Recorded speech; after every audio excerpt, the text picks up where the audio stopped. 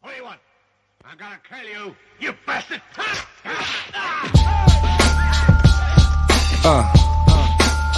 Here's the chuck. All you see is crooks. Shout out to Havoc, good looking on the beat. Forever P. Street life was good. About to go in, son. Look, red bones and red bottoms. Like Red Bull, we gon' give them wings, we red dot them. Candy rappers, send them in, we red hot them. Headshot them, go against my grain, get head problems. Big dummy, garbage rappers, we red fox them. Shoot an actor in high depth and red box them. Tip the scales in my favor, stay in your top 10. If life's like a triple beam, I'm weighing my options. Y'all like why meth, you high meth. Keep a big popper, cause I ain't ready to die yet. I digress, or I'm just too intense to digest. Stretched in a Pyrex, compliments to my chef. Game ain't been the same since I left. Is they really crooks or just a pain in my neck? Wu-Tang, ain't no lanes in my set. Fresh pair of Nike Airs, I just do it for my check. I'll be the first to tell these rappers, get your bars up. Shout to P, you know it's havoc when we mob up. I tell that smut, date over, pull your drawers up. Cigar guts, all up in the club, putting squad up. Throw your squad up. Throw your squad up. Shalom, what's going on? Brother, mad scientist in the house. Peace. All right, we waiting for our brother Alan. He had a little bit of a delay, but he'll be on with us a little bit later. And maybe brother Ben from Australia, he'll be on with us a little later. And let me get this thing up here. As you can see, all right, the title is The Saga of the Seed, Part 1. Seed harvest then and now, 400 years before promise fulfilled. You know, the promise fulfilled is really referring to the inherited land. And obviously, we're gonna scrutinize these scriptures and we're gonna show this. You know, one thing I know is common that the camps teach that Genesis 15 whole I think verse 13, cherry pick, etc., talks about it being the transatlantic slave trade, which, you know, a lot of us fell into that trap. But when you really read into scriptures, you get more details. And we're gonna comb through these scriptures and literally iron these things out. All right. It's like a non-contention type of situation, but it might be a lot of gems we might go through tonight. So, all right, let's talk about a few things like synopsis. The thing is, right, when we stay in the context, the full synopsis is the factor, not the chip, not the cherry pick. All right. When does the scripture of Genesis 15, which is the key verse 13, begin? And we got to look at that. When I say I'm gonna put it up for you while you're talking. When I say look at the key verse I'm referring to is that 13 for as the camp doctrine, but that's not the context. We're going to go deep into the context and find the context of the beginning, you know, where Abraham himself comes in and gets in deep in there. Probably look at Genesis chapter 11. Throw that on the screen. All right, let me see how I'll do that. All right, yeah, you handle the you know the audience, the viewers, the comments and stuff like that, so we don't get them misconstrued. I'll take this off and put this at the bottom. That way you know. Sons of the Dark. That's a good thing. We started the research team, right? Very good thing. Oh, yeah. Many people get that that misunderstanding that we bringing that real blue thought to the people. Mm-hmm. People think that's like a camp we're starting. It's not a camp. It's a research team. It's a study group. literally a study group where it's open for anybody who has, some things they want to, you know, bring to the attention. We can all be edified. It'll be perfect. You know what I mean? It's not so much like how they did on that last debate and said it like it's like some type of team of, you know, you know how I go. But anyway, let me get this. I'm working with my Mac tonight, so it might be a little bit delay on me getting down what I'm saying. Genesis 11. I'm gonna talk about a few things. I'm gonna use the Septuagint, of course. All right, and you're probably gonna get some gems out of this. And you can stop me if you want to stop me too. Anytime I'm reading something, we're gonna talk about the key thing here of Abraham before we go to that chapter 15.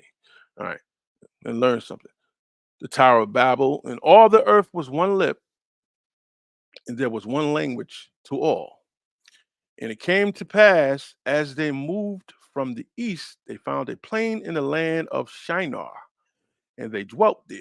And a man said to his neighbor, "Come, let us make bricks and bake them with fire." And the bricks was to them for stone, and their mortar was bitumen. Literally, that's like, I guess, the origin of the saying of the Bible, what you call it, Tower of Babel. You know what I mean? Which pretty much people associate that with Babylon, et cetera, et cetera. Yeah. Mhm. We was talking earlier, and I ran across a couple of things, and some of the other persuasions say that Nimrod, right? Biblical Nimrod is the physical human Marduk. Marduk, you know. I mean, say I believe it more and more in details as I study more. I think so myself. You know, Nimrod and Marduk is the same character. Obviously, Marduk is they obviously made him into a god. You know what I mean? Like I guess they idolized him. You know what I mean? Let's Yeah. go. Let's go. I'm gonna skip a little bit and talk about verse 27. Yeah. All right. Terah's descendants. Obviously, Terah is Abraham's father, his father. And we need this part here. It's very important because this also gives some fruit when we get to Genesis 15. All right. We read that verse 27. And these are the generations of Terah. Terah begot Abram in Nashor or Nahor in Haran or Haran. Obviously, the Septuagint, they use some weird wording, but it's a little bit more in details. All right. Terah begot Abraham, Nachor in Haran, and Haran begot Lot. All right.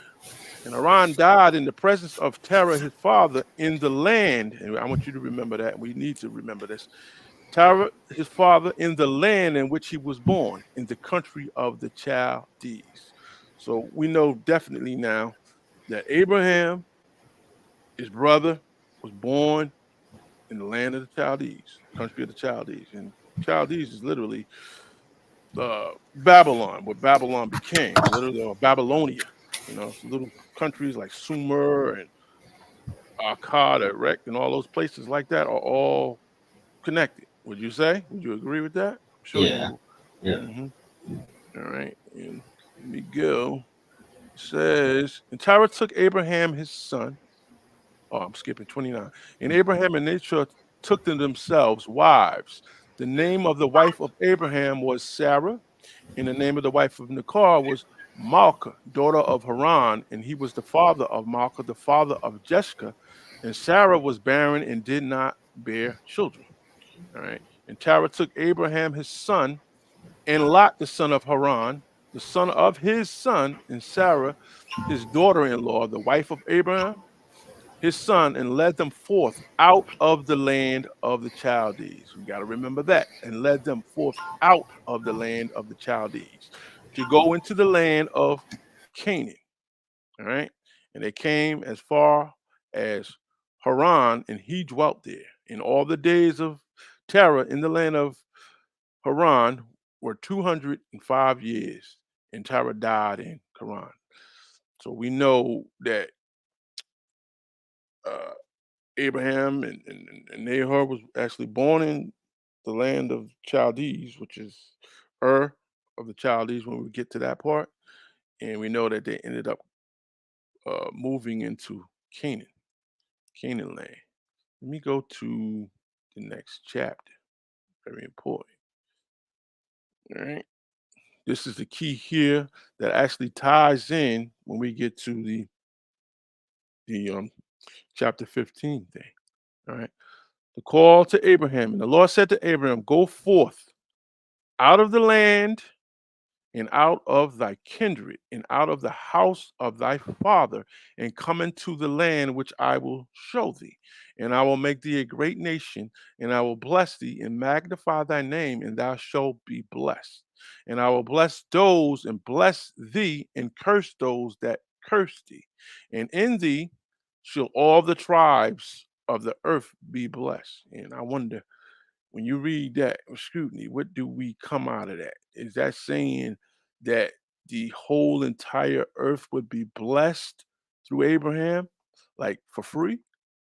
Or is it connected with, I will bless those that bless thee, you know, that bless Abraham, bless Abraham's seed, and those that curse Abraham and curse Abraham's seed, I will curse thee. So there is a distinction, very, very distinct one at that. All right. And I'm going to go skip a little bit of the thing with Abraham and Sarah in Egypt because we all know that story. All right. We'll go to the chapter 13. All right. We know the deal in Abraham at 13. And Abraham went up out of Egypt, he and his wife, and all that he had, and Lot with him into the wilderness. We got to remember that wilderness because that always pops up. It pops up when the children of Israel comes out of Egypt too. You see the connection? It's like that wilderness is a very important thing. All right. And Abraham was very rich in cattle and silver and gold. And he went to the place whence he came into the wilderness as far as Bethel, as far as the place where his tent was before, between Bethel and Agai, to the place of the altar which he built there at first. All right. And Abram there called on the name of the Lord. And Lot, who went out with Abraham, had sheep and oxen and tents, and the land was not large enough for them to live together because their possessions were great, and the land was not large enough for them to live together. And there was a strife between the herdmen of Abraham's cattle and the herdmen of Lot's cattle, and the Canaanites and the Perizzites that then inhabited the land. We have to remember that too, because now that Abraham and Lot, they're both, you know, they're inside of Canaan land, literally, alongside of the actual land dwellers of Canaan.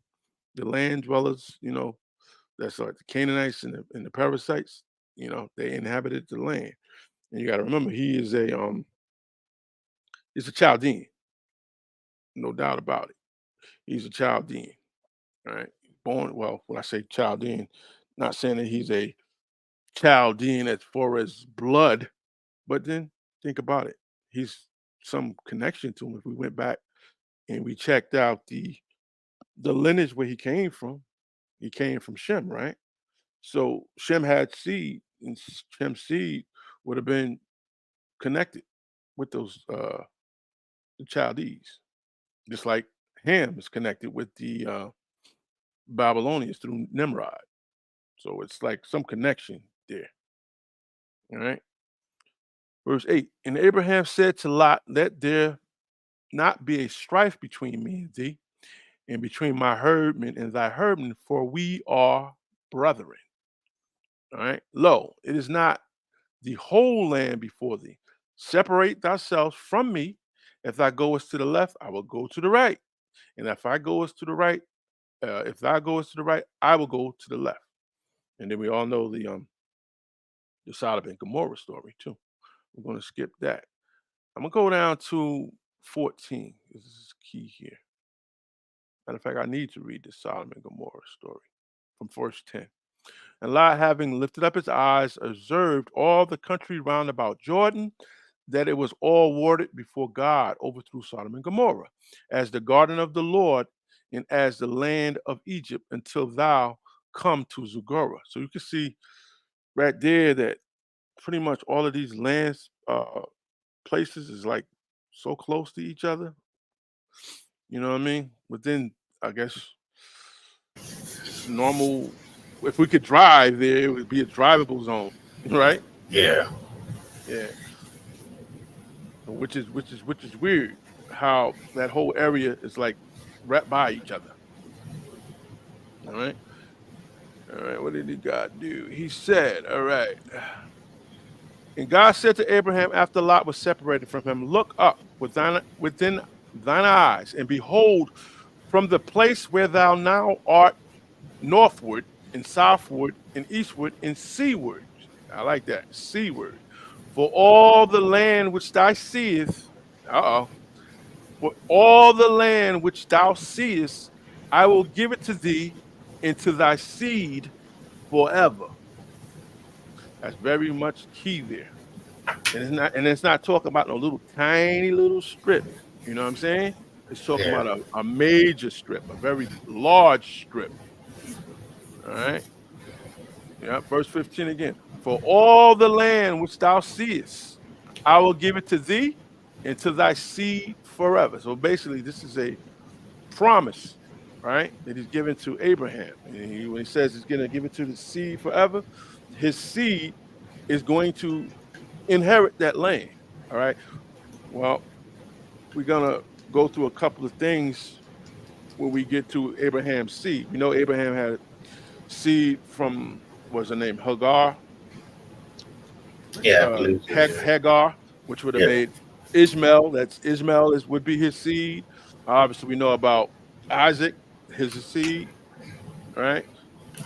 And when we look at that, we got to think when we get to Genesis 15 that Isaac, his seed, and Ishmael, his seed, if it's going to go with the flow of the camps, for some reason, it's not gonna fit the narrative that the camps use.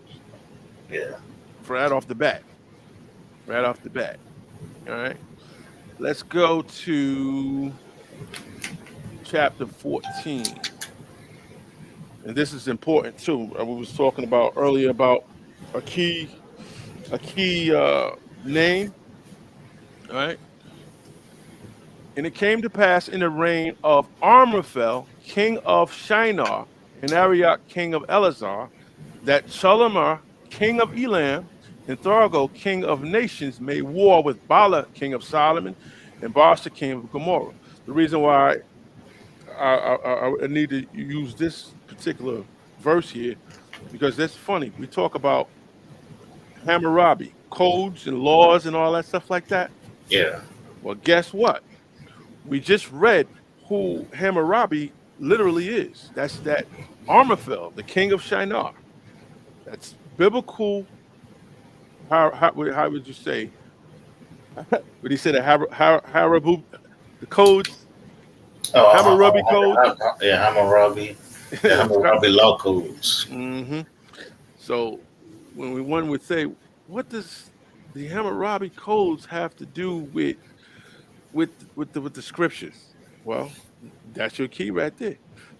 Before the Most High gave pretty much any type of laws and stuff to Israel. Obviously, Israel ain't even born yet, ain't even thought of yet, right?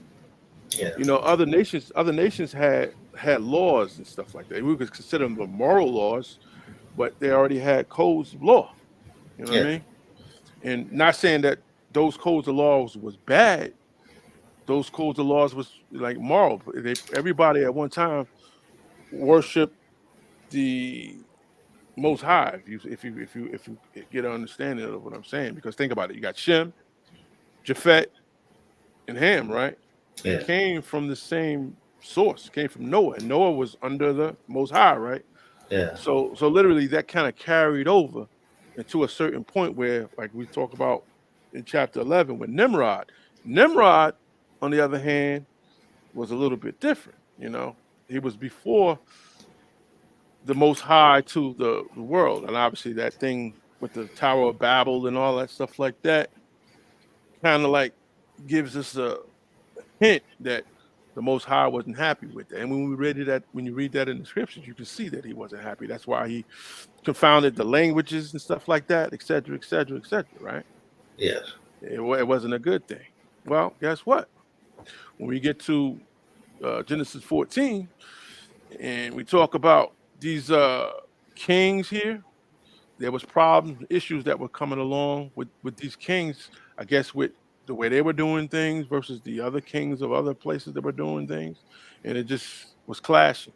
Well, think about it. Abraham was kind of in the middle of that. All right, he was in the middle of that. All right. Now let's go to the key point here. We're not going to talk about Melchizedek, but we're going to do, yeah, I might as well. I'll read verse 17, a little bit of it. And the king of Sodom went out to meet him after he returned from the slaughter of Chaldemlaomer, and the kings with him. You know, Chaldemlaomer obviously must have been a bad situation that went on with them. And the kings with him in the valley of Sabi. This was the plain of the kings. Those kings all, I guess, dealt with each other. And Melchizedek, king of Salem, brought forth loaves and wines, and he was the priest of the Most High God. And he blessed Abraham and said, "Blessed be Abraham of the Most High God, who made heaven and earth. And blessed be the Most High God, who delivered thine enemies into thy power." And Abraham gave him the tithe of all. All right. And the king of Sodom said to Abraham, "Give me the men and take the horses to thyself." And Abraham said to the king of Sodom, "I will stretch out my hand to the Lord, the Most High God, who made the heaven and earth, and I will not take from all thy good from a string to a shoe or latchet, lest thou shouldest say, I have made Abram rich." Remember when we read the part about Abraham said, not Abraham said, when the scripture said, those that bless him will be blessed, those that Yeah. curse him will be cursed. Well, that's one instance there, if you want to look at it from that perspective. All right. And people need to know that whatever we deal with Abraham as his seed, whatever Abraham was under, we would be under that same promise. All right. Let's get to the meat and the bone. This is important here. All right. Do you have anything that you could enlighten us on that about the Hammurabi and Ramaphosa and all of that?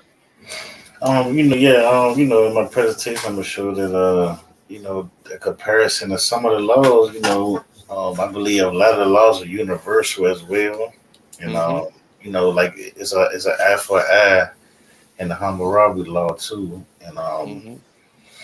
and their version, they said that he got it directly from God too, and now I guess we call it mythology story. So a lot of that stuff has been passed down because a lot of like I tell people, a lot of this stuff, because we all coming, in the Bible is telling you to come from different place. You coming from the same type of people. You're in the same area. Y'all invading each other here and there. Y'all trading with each other. So y'all influencing each other. You know what I'm saying? So a lot of stuff sounds like when you come to all these different nations, you might have like when you look at Harambe, they talk about him as far as like in I think it's Mesopotamia. And then they talk about him as far as in like Assyria. Like you just start seeing that a lot of these places becoming, familiar through invasion, through conquering, through trading.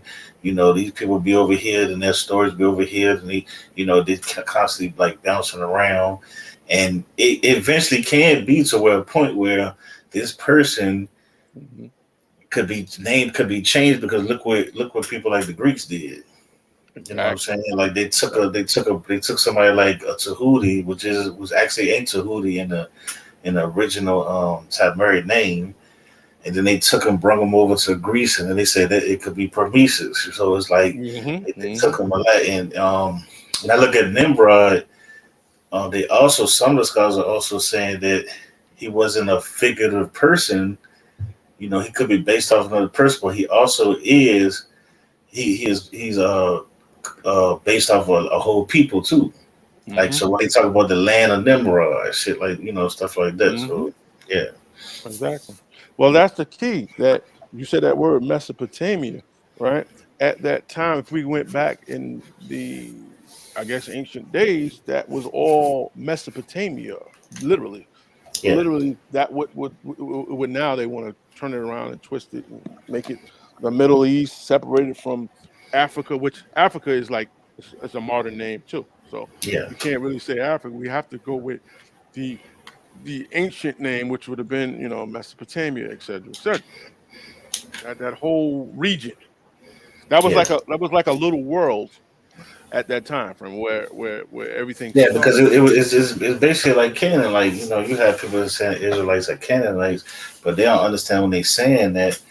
What you're actually doing is you're just doing the same thing they do with Africa. You're taking all these different nations and you're putting them under one name under the land. So when they talk Right. about Canaanites, you have several different other nations that was in Canada, and all of them wasn't united under one. You had different nations in Mesopotamia that actually was warring against each other that was not under one. So when they talk about somebody like Harambe, he was a different part of Sumer, and then you talk about it's a whole another king that was another part of Sumer. I mean, Mhm. Mesopotamia. So it's like, it's always with different people, but what these people do in modern times, they take this land, name this land, and then they name everybody under this land. They do it in South America, they do it in Mhm. America, they do it in Europe. Somebody say Europe, and then the first thing they think is a certain amount of people. When there's all these different nations in Europe, it's not the same people, and they don't consider themselves the same through nationality, through law, through culture. Mhm. Well, let me read something. I got something to put up there that kind of go nice with this. Let me put this on the screen. That part when I read about from that last chapter, Yeah, and it came to pass in the days of Amraphel, king of Shinar, like we consider that king of Shinar, Arioch, king of Elazar, and Chedorlaomer, king of Elam. Remember Chedorlaomer, right? yeah, King of Elam. He was like sort of, I guess, the original, the first king of kings. And when we go into scriptures later on, when we get to Cyrus and all of that, that is where that started from. Because Elam, right, is Persia, yeah, literally Persia. Persia is now Iran. yeah. Obviously, like Babylon is now considered Babylonia, I should say, is considered now like what's left of it is like Iraq and that area Yeah, like that. and I Mhm. think I think part of Mesopotamia is part of Iraq too, right? Yes, yes, indeed. Yeah. Yes, indeed. Yes, Some indeed. say some even compare it to the Garden of Eden. See, they did slick, historical. They changed names, like you Yeah, just said, places and plots are all different names now. So it's kind of like, how do you uh, literally associate biblical names with modern names? yeah. You'd And have to if actually. you can't look at the land as ancient time different from modern times, it's gonna be hard for you to understand, how they really worked. Because we look at the modern times of how they create nations and countries, and we think that's how it was at that time when it really wasn't. It could be amongst cities, and none of them cities are under the same thing, but they're working together as a system. But that whole system has a whole different rulership. Each it has a whole different culture, but they're running together. Just like in Canaan, everybody didn't have the same religious system. It was similar to enough to where they can they can work together, but it wasn't 100%. It wasn't under one thing. Like, you come to America, most people are Christian. You go to South America, Hmm. most people are Catholics. You go to the Middle East, most people are Muslim. It wasn't like that. Right, right, right. Yep, that's a good point. That's a good point. Well, let me finish reading that little article, and then we go back to the main course. And it came to pass in the days of Amraphel, king of Shinar, Arioch, king of Elazar, Chedorlaomer, king of Elam. In Genesis, we learn of a major battle that took place near the Dead Sea.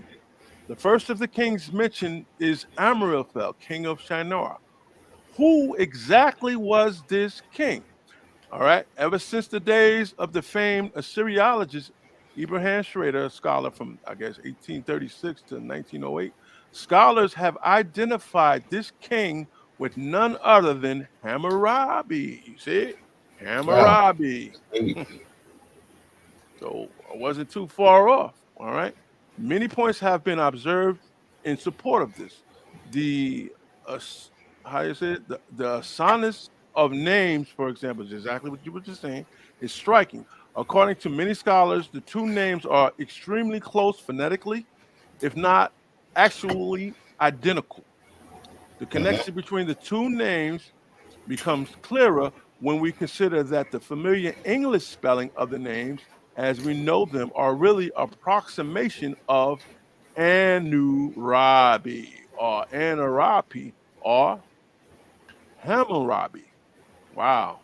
Some of which are close to Amraphel. Moreover, Amraphel's kingdom, Shinar, has long been identified with the Sumerian / Babylonian Empire, where Hammurabi held his sway.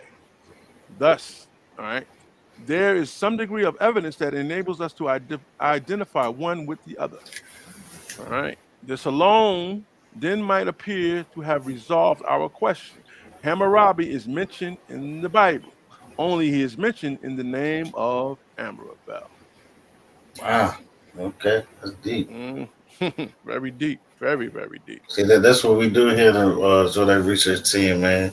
We putting out real information. We adding scholarship, history, doing all that stuff, putting it with the Bible to show the truth in it. People get mad when we say certain things that myth. People get mad when we bring out the truth in certain things, and that's what has to happen. Hmm. You have to get mad first before you understand. Hmm. And a lot of, I guess, the younger generation, and I don't blame them because now that we got like Wikipedias and all this and that, Yeah, obviously you could put in what you put in tomorrow, somebody else put in. It's not actually a credible citation as of yet. But when you go with like collegiate levels scholars and actual ancient scholars, they yeah, had already been they had thoughts on a lot of this stuff. So it's like yeah, all of this going on is we're kind of agreeing with what the masses of the scholars yeah, have came up with. You know what I mean? yeah. Yeah. And what people don't understand, when you're doing scholarship too, and certain things, don't let these people.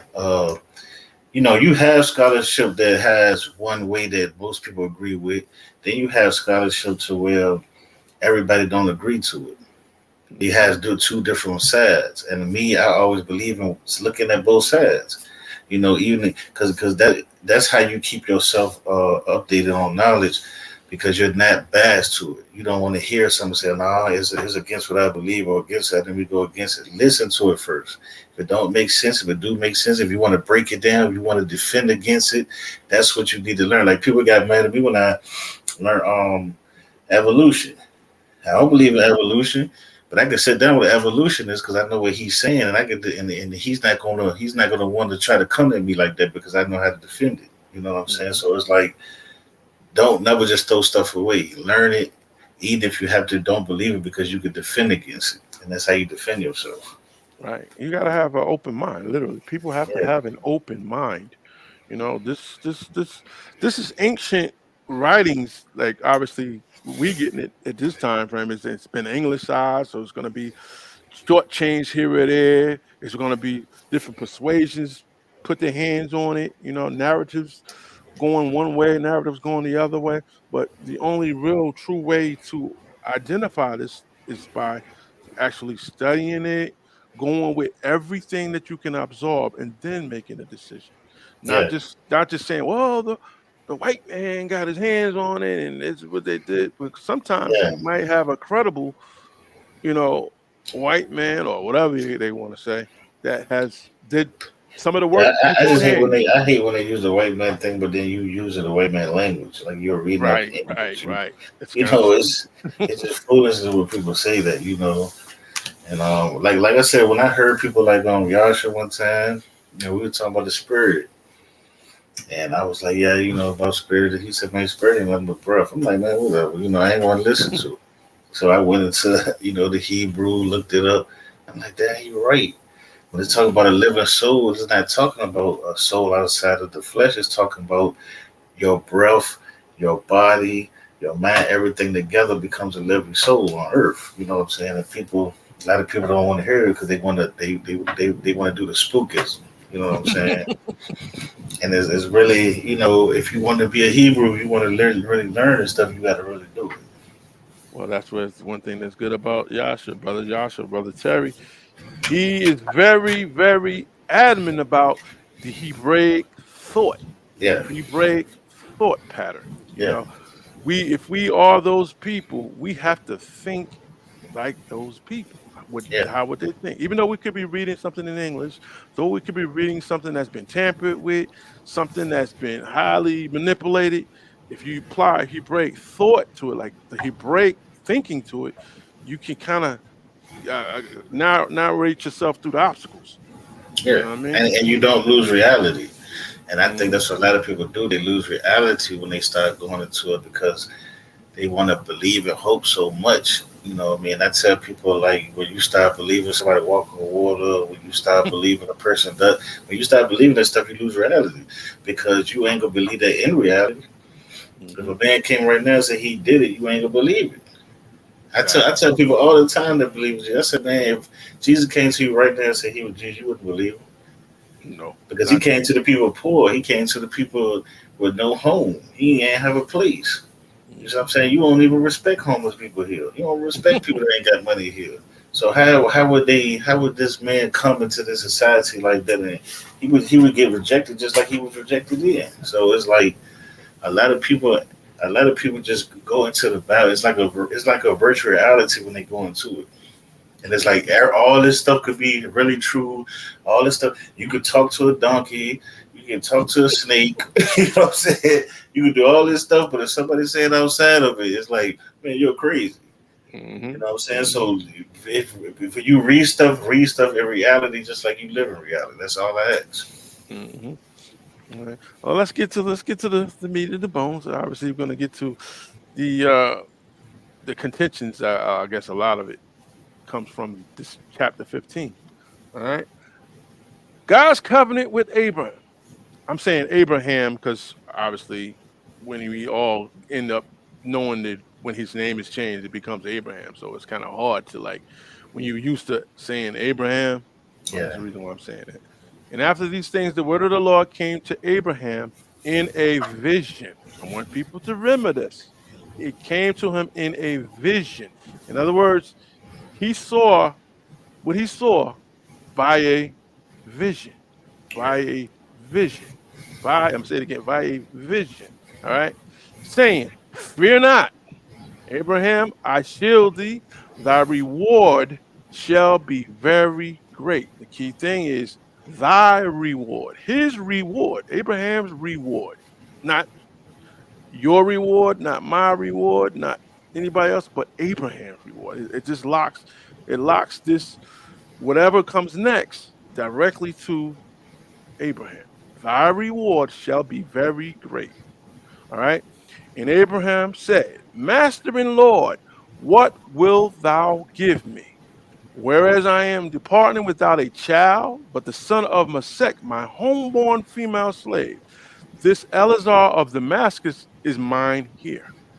All right. And Abraham said, I am grieved since thou hast given me no seed, but my homeborn servant shall succeed me. So he was worried about the fact that he don't have any seed, right?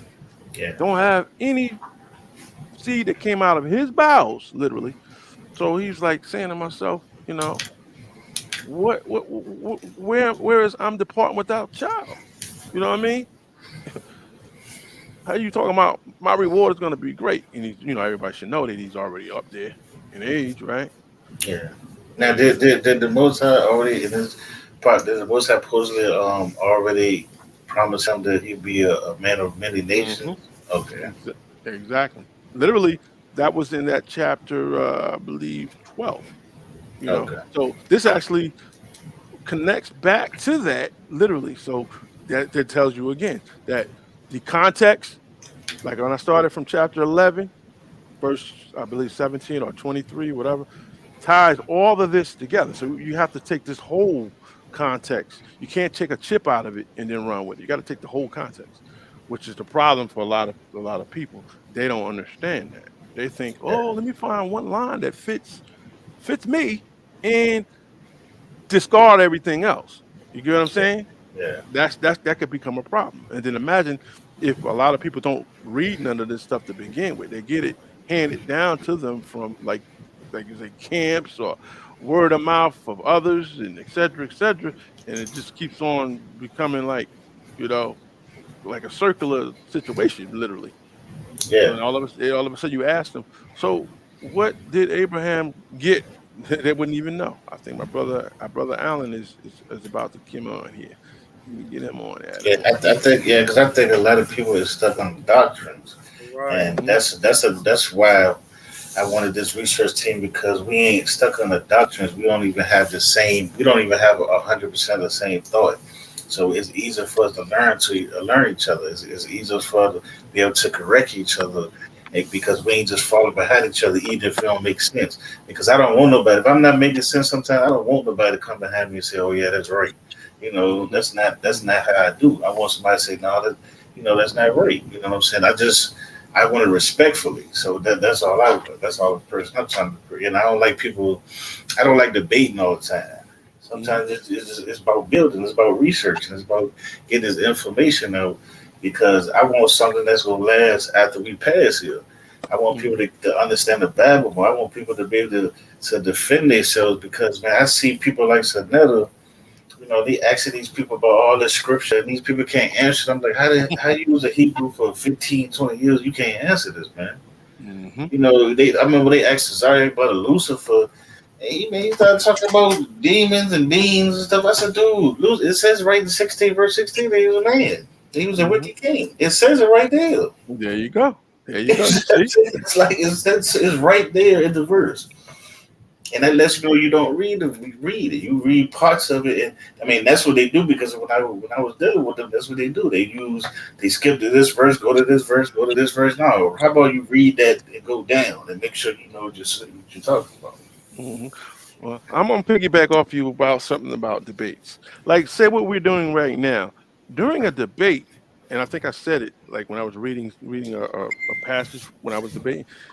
There's not enough time to actually go through the actual showing points of certain things with some of these scriptures. 'Cause some of these chapters be like long, you know what I mean? Yeah, So if you're doing a debate and you're trying to get your point across, well, certain debates you're already limited to that. You won't be able to right, get that point across. You know what I'm saying? right. That's why study groups or live discussions, right, iron a lot of those problems out clear. Yeah, And then everybody gets to walk away with, oh, okay, I learned something. I got something. Now, ain't yeah, nothing wrong with debating like certain topics. It's not nothing wrong with it. yeah, yeah. Like if you're debating whether or not someone knows the actual context of something, then yes. Or who knows the context a little bit better. That makes sense. But like we call fallacious debates on things that you know what shouldn't even be debated. Yeah. You shouldn't really be I mean, debating. oh yeah, I think I want to say something. No. Well, first thing I want to say is shalom to both of my brothers. You gotta excuse me for my tardiness. Shalom to my brother True. Shalom to my Shalom. brother Eric, and to Peace, the peace. Hebrew audience in Demona and all the scattered Israelites throughout the nations. My comment was basically for me. Um, Sometimes you have to debate, um, especially if you're asking questions when you're teaching, because it gives a lot of the Israelites who are answering the questions insight. I'll give you a quick scenario. I was talking to a brother last night named Moshe Shakur, and the question was, which was a Torah Trivia 109, is there anywhere in the biblical writing where the word Torah, which is Torah, is ever used? Simple question, Torah trivia. So he goes and he says yes in Genesis 26:5. And now this is why. Now I don't have a problem with anyone writing the Torah verse on the page, but this is why Me personally, I'm against it. So he puts it in Hebrew, and then he puts in English, because Abraham obeyed my voice, observed my safeguards, my commandments, my decrees, and my Torahs.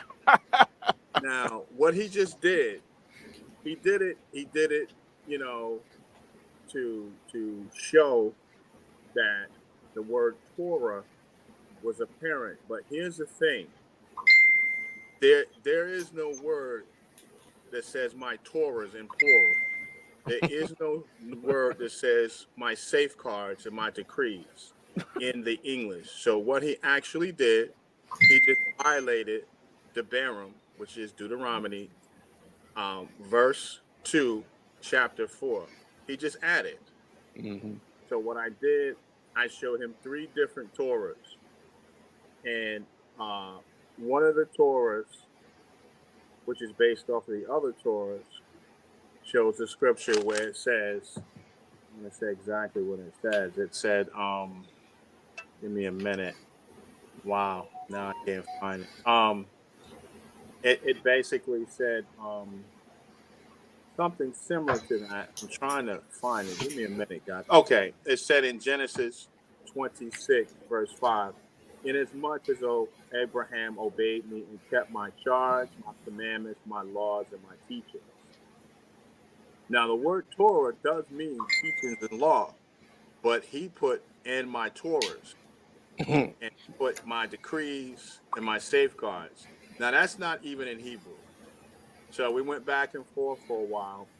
And like I said, I actually went off the subject, because the subject was, can you find the actual word Torah? And it's actually in the Jewish Bible, in the Devarim 17:1, where it says in chapter 11, in accordance with my Torah, they teach you, you're to carry out the judgment they render. So that's in verse 11, chapter 17 in Devarim, which is Deuteronomy. In the Jewish Bible, they actually spell out the word Torah. Okay, and there's a couple other verses. There's another verse in now I'm tongue tied on something. There's another one in Proverbs in chapter 6, verse 23. It says, for the mitzvah is a lamp and Torah is light. But see, you won't see the actual word Torah other than in the Jewish Bible. Now, sometime I'm not gonna be disingenuous, as Aaron would say. I knew that the word Torah wasn't in the regular Bibles, but the question was, is there anywhere in the biblical writings? I didn't say anywhere in the Torah. Where's the word Torah? I say in the biblical writings. So the biblical writings is open. So sometimes I put trick questions in there just to see if people can catch on, or to see how sharp it is, because that's what my moray used to do to me. He used to do that. He used to do little trick questions. I think you do stuff like that, it just makes you sharper, you know. Yeah. But I just want to throw that in there, and I'm going to be quiet now because I talk a lot. No, you're good. You're good. You're good. Yeah, I wanted to say that. Yeah, I believe debating, and I don't debate a lot because, one, I mean, people get mad. It's not a lot of people that I feel like that's equal for me to debate, because I don't think a person that doesn't study or that doesn't research should be baiting the person that studies and research. I think they should be listening. You know, that's, you know, and I believe debating should be for information, and it should be building. And what's going on is becoming an argument. It's becoming people with big egos that say, I want to win. I want to win. I'm not going to listen to none of the information you give. I want to win. See, I grew up where, you know, I went to different classes of schools. Like, I wasn't always an Israelite. I went through from being an Awapian to a 5%er to a Nation of Islam. I went through all these different classes to get up to this. Yeah, I've been in, I mean, I'm going to say I've been in probably every single thing you could be in. You know what I mean? And that's why I can debate against these people, because I know where they're coming from. You know what I'm saying? So it's like, when I got to this Israelite thing, my first teacher was I had a teacher. Then I went to another teacher. Then I went to the Israelite school of practical knowledge. I tried to go and listen to them. So I listened to a lot of different people. But what kept me on my path is, one, I always believe the Most High, and I'm not going to let nobody change that. So that's why I went through all these different schools. Once I found out they didn't believe the Most High, I left them. You know, and secondly, you're not going to tell me what to think and how to think and what I can research and what I can talk about. There's two things I'm not going to let nobody ever do, you know, because I tell people I'm the one they're going to have to face, you know, everything I do on this earth when I go to the next, you know, the next level. So, Right. Well, let me say this to clear up something for the viewers.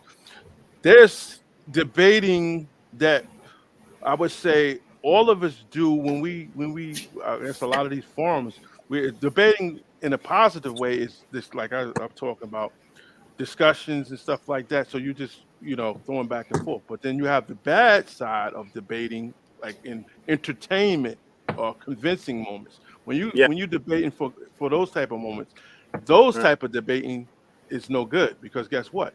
There's no edification going on there. It's mainly more ego, like you said, and there's also a convincing point. If you got to convince somebody, when you talk about with scriptures, it's kind of like taking away the fact that we have the scriptures themselves. You know what I mean? That should be the bulk, because everybody have their own walk with the Most High, no doubt. But there's going to be a central point where everyone, when what's written as written, right, and without interpretation. I hate that word interpretation. All right, that's another problem too. We shouldn't be trying to interpretate these scriptures. exactly. We should be taking these scriptures as they are written. Now that's scary too. So somebody, because you say, well, you should take them literal. No, what is literal and what is different forms of the written writing? Yes, that's what we should be taking. But just saying, like literally, if it says a man was flying through the air like Superman, that's not literal. Yeah. And it's not reality. Yeah, that's not reality. But the way it's expressed is for you to think that, all right, the content that you're pulling from there goes with the context and stays within that context. Yeah, and that's why my new presentation I'm doing, I'm probably gonna do it tomorrow. I'm doing mythology, and I'm gonna break it down. I'm gonna break down from autonology to psychology, mythology, to how a person could be a real person but have mythology over them. How an event can have mythology over it but be a real event, but been changed to a supernatural event. Mm-hmm. How a creature could be turned into a mythology creature, because I want people to really understand what mythology, because when you look at ancient history, you see every single nation has mythology, but once it gets to the Bible, once it gets to basically, especially Christianity, it's like they don't understand they understand everybody else's mythology, but they don't understand their own mythology. Right. And they take that mythology and make it literal, and that's the problem of a lot of our people. We take a lot of stuff we shouldn't be taking literal, and knowing that in reality is you wouldn't take it literal, but you're taking it literal because it's in somewhere that you want it to be, and you want it to be really existing. You know what I mean? And and when you need to learn too, I mean, not y'all. What a person needs to learn too is people out here that don't want to learn. You know what I'm saying? Like when I be at work teaching. I be talking about the Bible. I be talking to these like Christians. I'm breaking down the verse. I'm showing them different, and they be amazed because a lot of people have questions. A lot of people go to these churches and have questions, and the preachers can't answer. Right. You know what I'm saying? So they be amazed by me. But then you got people like, I'm gonna say my mama before she passed. She was a Christian for, you might as well say 60 something years. I showed her scriptures that was right in her face. And she looked at them scriptures, she said, I see it. She said, but I still can't believe it. Because it's so hard, because you've been taught and you've been dragged and you've been beat up. And so if you don't believe that you're going to hell, if this is your savior, this and this and this. I'm talking about, like I told you, I grew up in a church where they taught you that God hated humans and the only person who loved him was with Jesus. So they made you hate God because they thought God was so jealous and evil and he killed people, and they took Jesus was in heaven and said, "Hey God, no, don't kill everybody. Let me come down there and save them." That's basically what we was taught in that type of Christianity. You know what I'm saying? So it's the fear too. That sounds a little like the Marcion doctrine. You got an evil God and you have a good God. Yahweh Yeah, is the evil God, and Yeshua is the good God. Uh, exactly. and that's crazy, man. I don't know Mm-hmm. why. Like you were saying, touching on what you said a couple of minutes ago, a lot of people don't understand that the Torah and Tanakh has different principles. And one Yeah, of the principles that's being used is literal and metaphorical. Now, as yeah, Right, far as the metaphorical. wars and the exiles and the captivities and situations like that, that was literal. But like you said, with the verse I used, I think I talked about it last week, Isaiah 66, verses 15 through 17. What is the need for Yahweh to come down on a chariot with fire behind him? Now we know that's metaphorical, but you have people that actually believe, because I've asked people like survey types down, they actually believe that he's coming down in a chariot. And Mm-hmm. I have to remind them, if God is who he says he is, he doesn't have to come on a chariot. exactly. He does, this is a verse that is expressing his anger, because the verse goes into saying he's going to consume all the swine eaters that stand behind the tree that eat mice and flies Mm-hmm. and the abomination. They all gonna go. They're gonna all be consumed. So that particular verse from that sequence from Isaiah 66, 15 through 17 is expressing the anger. So how do they express the anger? They use metaphorical themes to express the anger of God on a chariot. And he has fire. You know, Yes. but they don't understand that. Like, another thing that a lot of our people don't realize, and Israelites believe in this also. A lot of people believe, and I had this as a question. A lot of people believe that hell is only for bad people, and Mm-hmm. that's not true, because the etymology of the word hell is Sheol, and Yeah. that's a grave. Mm-hmm. And I picked a verse in the book of Job where he says we all go to the grave. Mm-hmm. And then I picked another verse from where Yeshua said he was in hell for 3 days and came back. So what does that let you know? That's not a place where a guy with a red cape on and a pitchfork is poking you to death with his minions. It's actually a grave. But Mm-hmm. because of how our people were taught, they look at this as literal, not realizing that Christianity is based off of Catholicism.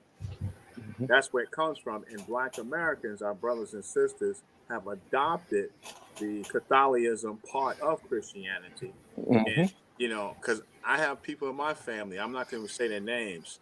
Oh, you got to be good, because if not, you're going to burn over and over and over. That's Yeah. Catholicism. Yeah. Yeah. And Well, oh, okay. well, you did say, I know you did, just to make a little correction. You said Marcion, but it was the Cathars. I couldn't think of it. Catharism is from the Cathars. There was a group of people that believed that was the God of the Old Testament was bad, and the Yeah, JC of yeah, the New Testament is good, etc., etc. yes. Yeah, and I was gonna say, yeah, Sha'al was like, yeah, with the Old Testament, the Older Testament people believe, and hell is basically like a watered down version of it, but it's mixed in with like Hades.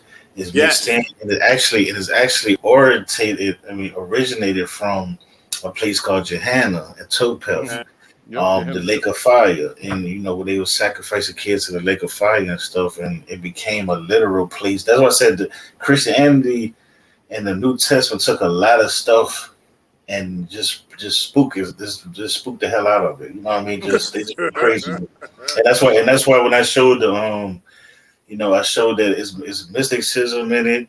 It's basically the Catholic Church, and Enoch, the New Testament. All these people are working together to push this type of stuff. You know what I'm saying? And when we like when we talk about the mythology, like when I talk about Moses, right? Somebody got mad. I said, Leon, I said, just let me ask you. In Exodus, what if I said Moses ain't split the Red Sea, right? I said, what if I said that's mythology? What if scholars say that he went across up north to where Tanis is and he went around? I said, now, what's the most important part of Exodus? Because see, a person who takes mythology literal, they would get mad about the splitting the sea. They would get mad about the other mythology in it, but they don't understand the whole story is about a people leaving a place and establishing a nation. And that's the most important thing of that story. You see what I'm saying? And that's what a lot of people just. Why am I gonna argue with you over if he split the sea or not? Right, So right.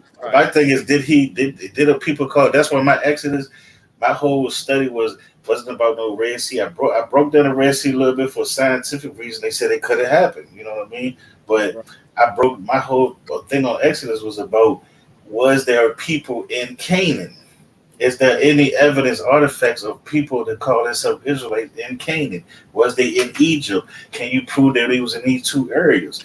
And I showed that scholarship says there's artifacts there from Israelites. That it was Shemitic people that went into Egypt that actually had three Exodus. You had the Canaanites, you had the Shashu people, and you had the Hyksos people, which all are Shemitic people. The Mesopotamian people the people who went to Mesopotamia and made them a great nation were Shemitic people.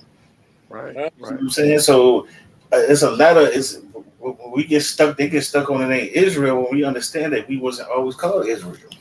Right. So we got to understand who were we before that. What were and what if everything? What if we don't have the? What if everything not accurate?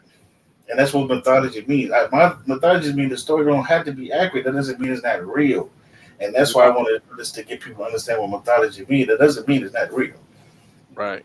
You know, like on my mythology thing I'm doing tomorrow, I got something on Dracula, right? Oh man. And Dracula is a mythology character, right? Yes. Based off a real person called Vlad the Impaler, who lives in Transylvania, who was drinking blood, but he was impaling people. He wasn't no vampire with long teeth, but they based that person off of him. That mean if I say Dracula not real, does mean Vlad the Impaler not real? No. And see, that's how people do this. They do it all day. They do it every day. Every time you look at a movie, when they made Paid in Full, the dude AZ who gave him the whole story said, "Man, I didn't tell him this story." because they have to hype it up, they have to soup it up, they have to make it seem better than what it is. Because they know people interest, and it's not. That doesn't mean that. Does that mean that the people that pay food was fake? No, because the dude is real, sitting in front of you. He didn't do everything they say. He didn't do it. So that's what they're saying.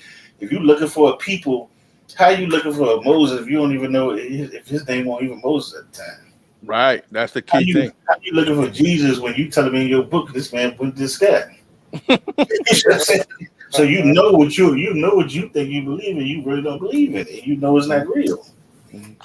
Well, let me get this main spice over with. we get into the deeper, which is cool. It's fine. Yeah. But there's good points made with that because a lot of that will tie into this topic here too. All right, let me speed it up a little bit though. Speed it up. Abraham, I shield thee; thy reward shall be very great. We know that's being a seed. And Abraham said, Master and Lord, what wilt thou give me, whereas I am departing without a child, but the son of Mesech, my homeborn female slave? All right, I'm going to slide to verse 6. And Abraham, verse 5. And he brought him out, and he said to him, Look up now to heaven, right? And count the stars, if thou shalt be able to number them fully. And he said, Thus shall thy seed be. I'm going to stop for a second. That doesn't say that's going to be how many Israelites. It's saying his seed. Like I was saying earlier, Abraham, obviously the Israelites came out of his lineage, but also other nations too. Yeah. You understand what I'm saying? Right. Other nations too. They forgot Ishmael, the Ishmaelites. That's another thing I want to ask about the Ishmael thing because I never could understand right how did the camps take it and make Ishmael a religion right when he supposed to be a person. So because it's like they say Ishmael is the Muslims, and I'm like, how the hell you take the Ishmael and then make them into a religion? Like how you know what I'm saying? Like everybody in the Muslim that's a Muslim ain't Arabic, so it's like Right. how you do that? Well, this is what they did. If the story goes, and this is in Genesis, when Hagar Hagar asked Abraham to remove, Sarah, excuse me, when Sarah asked Abraham to remove Hagar and his son Ishmael, they left. And when they left, Hagar was crying. So the Most Mm-hmm. High says, don't worry, I'm going to make your son a leader of great nations. Mhm. And what happened, they settled in Param. Param is in Mecca. Mm-hmm. So based on that, and based on a lot of stories, um, they were saying he was the first Muslim. Now, a Muslim is no one but a person who believes in the Most High. Yeah. So, and I Literally. don't know how it became a religion, but Exactly, because if it's a nation can't a religion can't establish a nation. A right, religion is just a part of a nation. You know what I mean? right. So Mm-hmm. this is when the Muslim story comes in because he settled, and that's actually in the Bible. He settled in Param, and Param is, like I said, in Mecca. All right. So, but You, I could you, never understand that either. How that constitutes him being a Muslim, but I never questioned the story because, to be honest, he wasn't the chosen one. He was a son, but he wasn't the son of promise. So Yeah. it didn't really do a focus on Ishmael.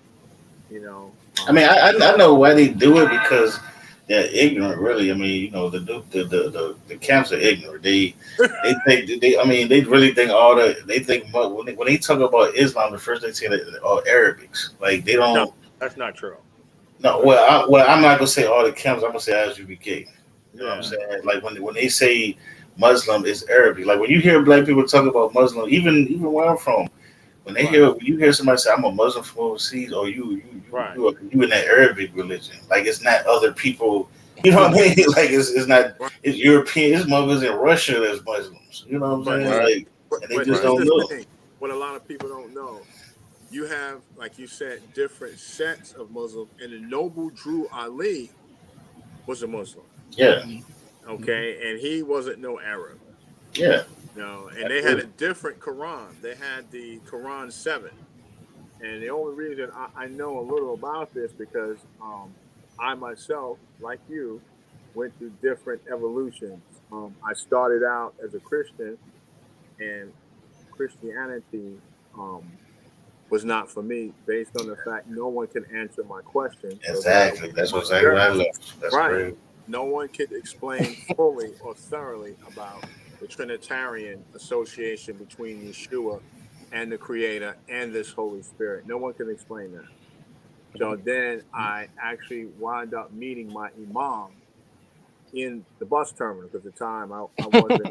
Yeah, I met him in the bus terminal. A lot of people think all Muslims are recruited while they're incarcerated. That's not true because I No, wasn't it's far from incarcerated. true. Oh Far from yeah, true. definitely. Far from I was true. actually in the bus terminal minding my business, and Mhm. my mom came up to me at the time, just a friend, because I seen him all the time at the terminal, and he was always trying to recruit people. And it was around the time that the movie Malcolm X came out, so everybody wanted to be a Muslim. Yeah. Mm-hmm. But now let's straighten this out. I wasn't part of the Nation of Islam because the Nation of Islam, in my opinion, are black nationalists, Yes. and I Yeah. was Oh, part of the Sunni um, Islamic nation. And with that particular set, anyone can be part of it. You can be European, you can be Asian. They're not mm-hmm. looking at the color. They're looking like if you believe in Allah, then you can be part of this. Yeah. And but it was a pretty interesting conversion, and I was part of that belief for over 20 years. Wow. Wow.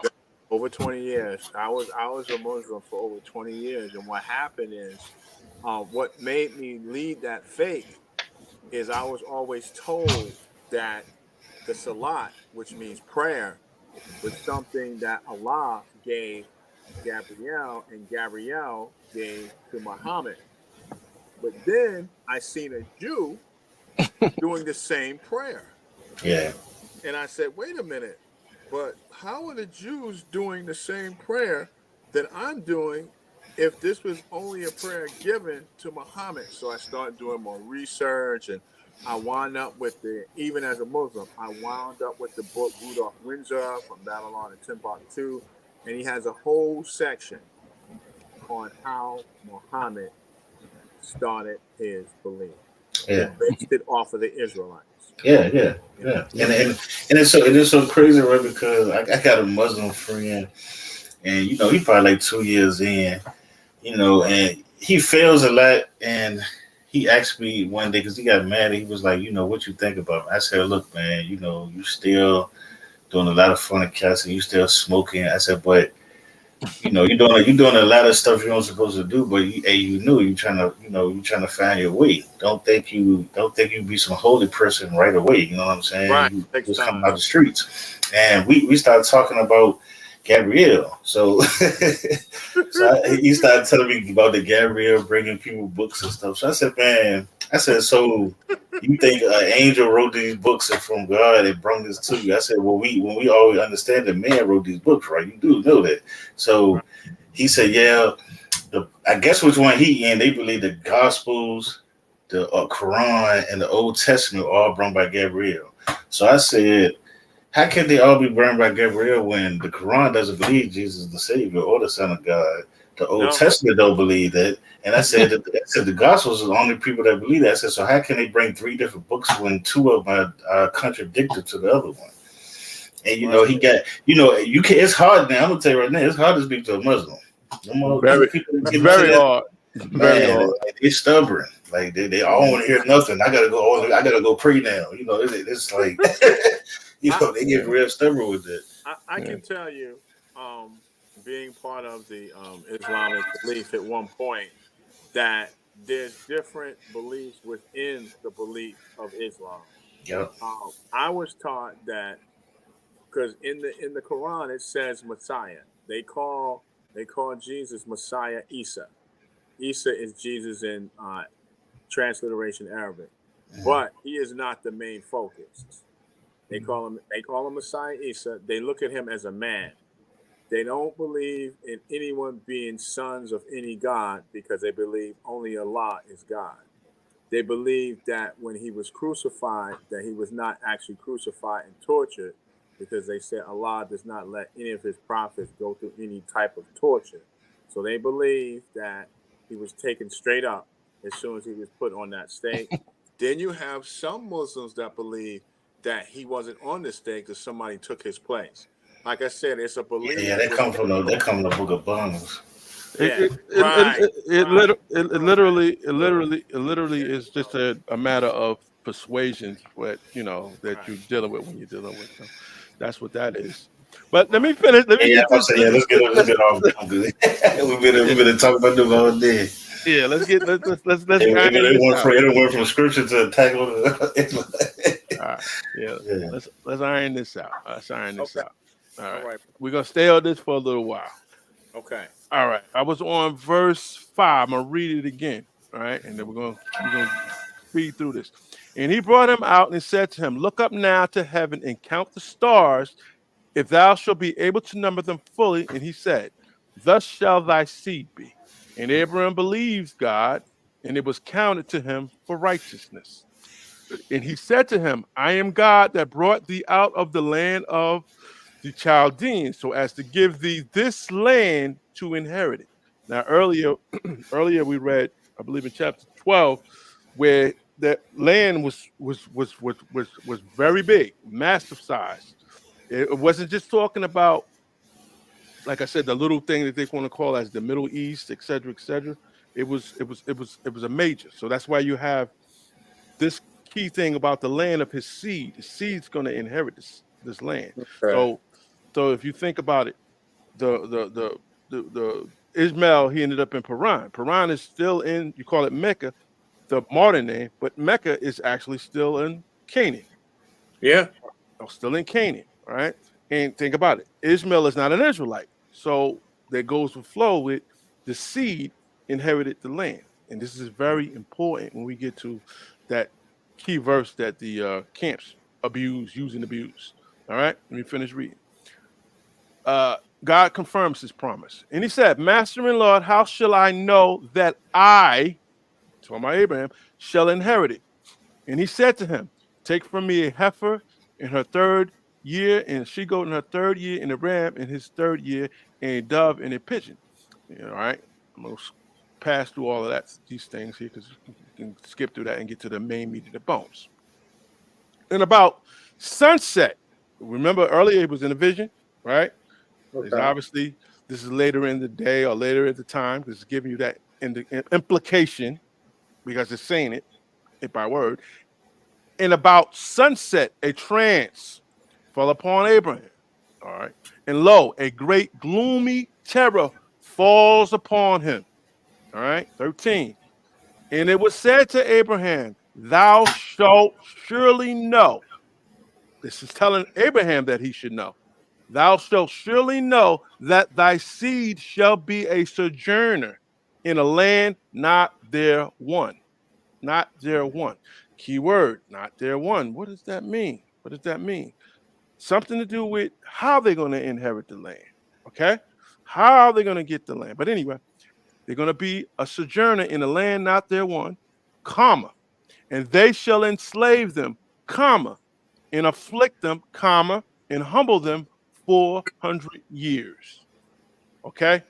So one that reads this without the, I call it camp manipulation, would be able to understand that these are not associated all that's going to be that make up the 400 years, but conglomerate. There's going to be certain points there where certain things are going to be affliction, certain points there when they're going to be humble, right? And certain points there enslaved, certain points there they have to win their land. So this is all part of this particular, what you call it, the prophecy, which is really not a prophecy, it's a surety. Okay? Mm. A surety. That means Abraham is going to surely know this. It's going to happen. It's not going to be altered. It's going to happen. Okay? That's why he saw this while it was in the trance. All right. In verse 14, in the nation, whomsoever they shall serve, I will judge. And after this, they shall come forth hither with much property. All right. But this is all part of this prophecy, but I should say part of the surety, right? But thou shalt depart to thy fathers in peace, right? Nourished in a good old age. That's not talk about Abraham, right? Let's talk about those that are going to go through that situation. All right. They are going to depart to their fathers in peace. That's giving you many generations, many different generations, etc., etc. That's going to take up this surety, what people misuse as a prophecy.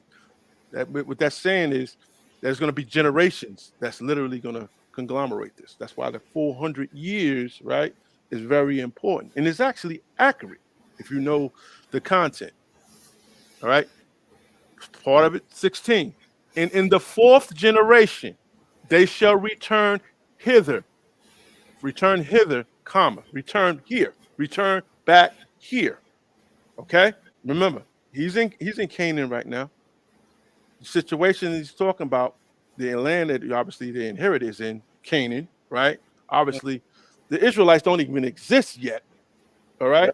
So they would have to be the portion that a sojourner in a land not their one. Okay.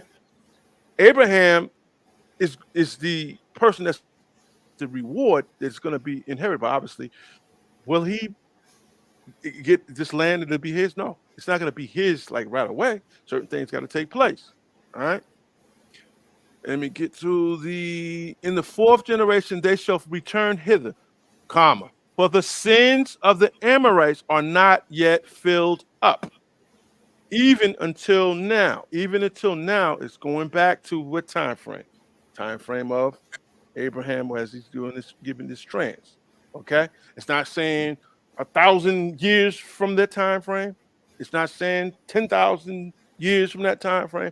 It's saying even until now. It's the language that's being used that's letting them know that certain things I have to take. For the sins of the Amorites are not yet fulfilled. Who are the Amorites? Who are the Amorites? Is the question, right? Right. Well, one that would read through scripture, right, would know that the Israelites encountered the Amorites. I mean, it's easy. Like somebody was to be debating this, like on an entertainment thing, they would try to convince, oh, they didn't run into the Amorites, etc. Said that prophecy didn't happen yet. That didn't happen yet. Well, guess what? If you read on and read on through the saga of the whole story behind this, because this is just a big giant saga, right? That goes through different phases and different generations that they have to go through before they inherit the land. All right, let me get to them. I got a few things I want to show. What does return hither mean? Hither, English meaning Cambridge Dictionary. All right. To or towards this place, present place where he's at. All right. To or toward this place, to or toward this place. Where is this place? Where is this place? Obviously, the land of promise. So Abraham is being promised the land where he's at. The land where he's at. Remember, there's no Israelites yet. There's no Israelites yet. There's not no how would you say it? Even no Ishmaelites yet, literally. All right. I got something on the Amorites just to help us out. Amorite, Middle Bronze Age Mesopotamian Semitic, using from the Britannica. Amorites are a member of an ancient Semitic speaking people who dominated the history of Mesopotamia, Syria, and Palestine from about 2000 to about 1600. What's that keyword there? BC. BC. BC. What are we in now? Literally, we're in the common era, We're in right? CE. Yeah. Yeah, we're in the common era. So this is definitely putting the so-called prophecy, as they call it, but it's a surety, locking it in to that time frame. It can't possibly be talking outside of that time frame. The scholars are saying this. Uh, if you read what the scripture was saying, it's saying this. I mean, that's where the problem starts, where camps come in. You know, obviously they started a few rumors, and all of a sudden the rumors turned into all of a sudden a sham. And a lot of us fell for this. You know what I mean? A lot of us fell for that. A lot of brothers that we deal with in our groups think this so deeply that this 40 years is talking about America, Right. Uh, which it seems like it when you think right. about the way everything is been spit out at you, but it's Right. not. It's not Can, America. It's far can from America. can I make a quick statement? Hmm. To those that are listening, any Hebrew brothers and sisters that are listening, as far as who believe in the 400-year prophecy, you have to realize that Genesis 15:13, which talks about the 400 years, is not based on the Jamestown slavery from 1619 to 2019. That is a total Tell them again. 400-year that is something totally different. That is not based on Genesis 15:13. Because a lot of people think that the 400-year prophecy that supposedly allegedly started in 1619 in Jamestown when people were brought to Virginia is the prophecy that is based on Genesis. It's not, because guess what?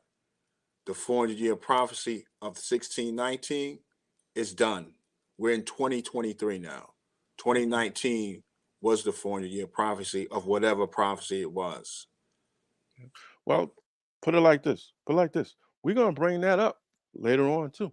We're gonna Okay. bring that up, and we're gonna examine what they consider as the the 400 years is, and we're going to compare it with the scriptures, and we're going to Okay. show that the scriptures, right, which are already written beforehand, it's not possible to be uh, No. uh, the 400 Yeah. years, and also using the actual history of the transatlantic slave trade and the actual Emancipation Proclamation and And things they that took. they literally use them verses and try to mix it in with Deuteronomy.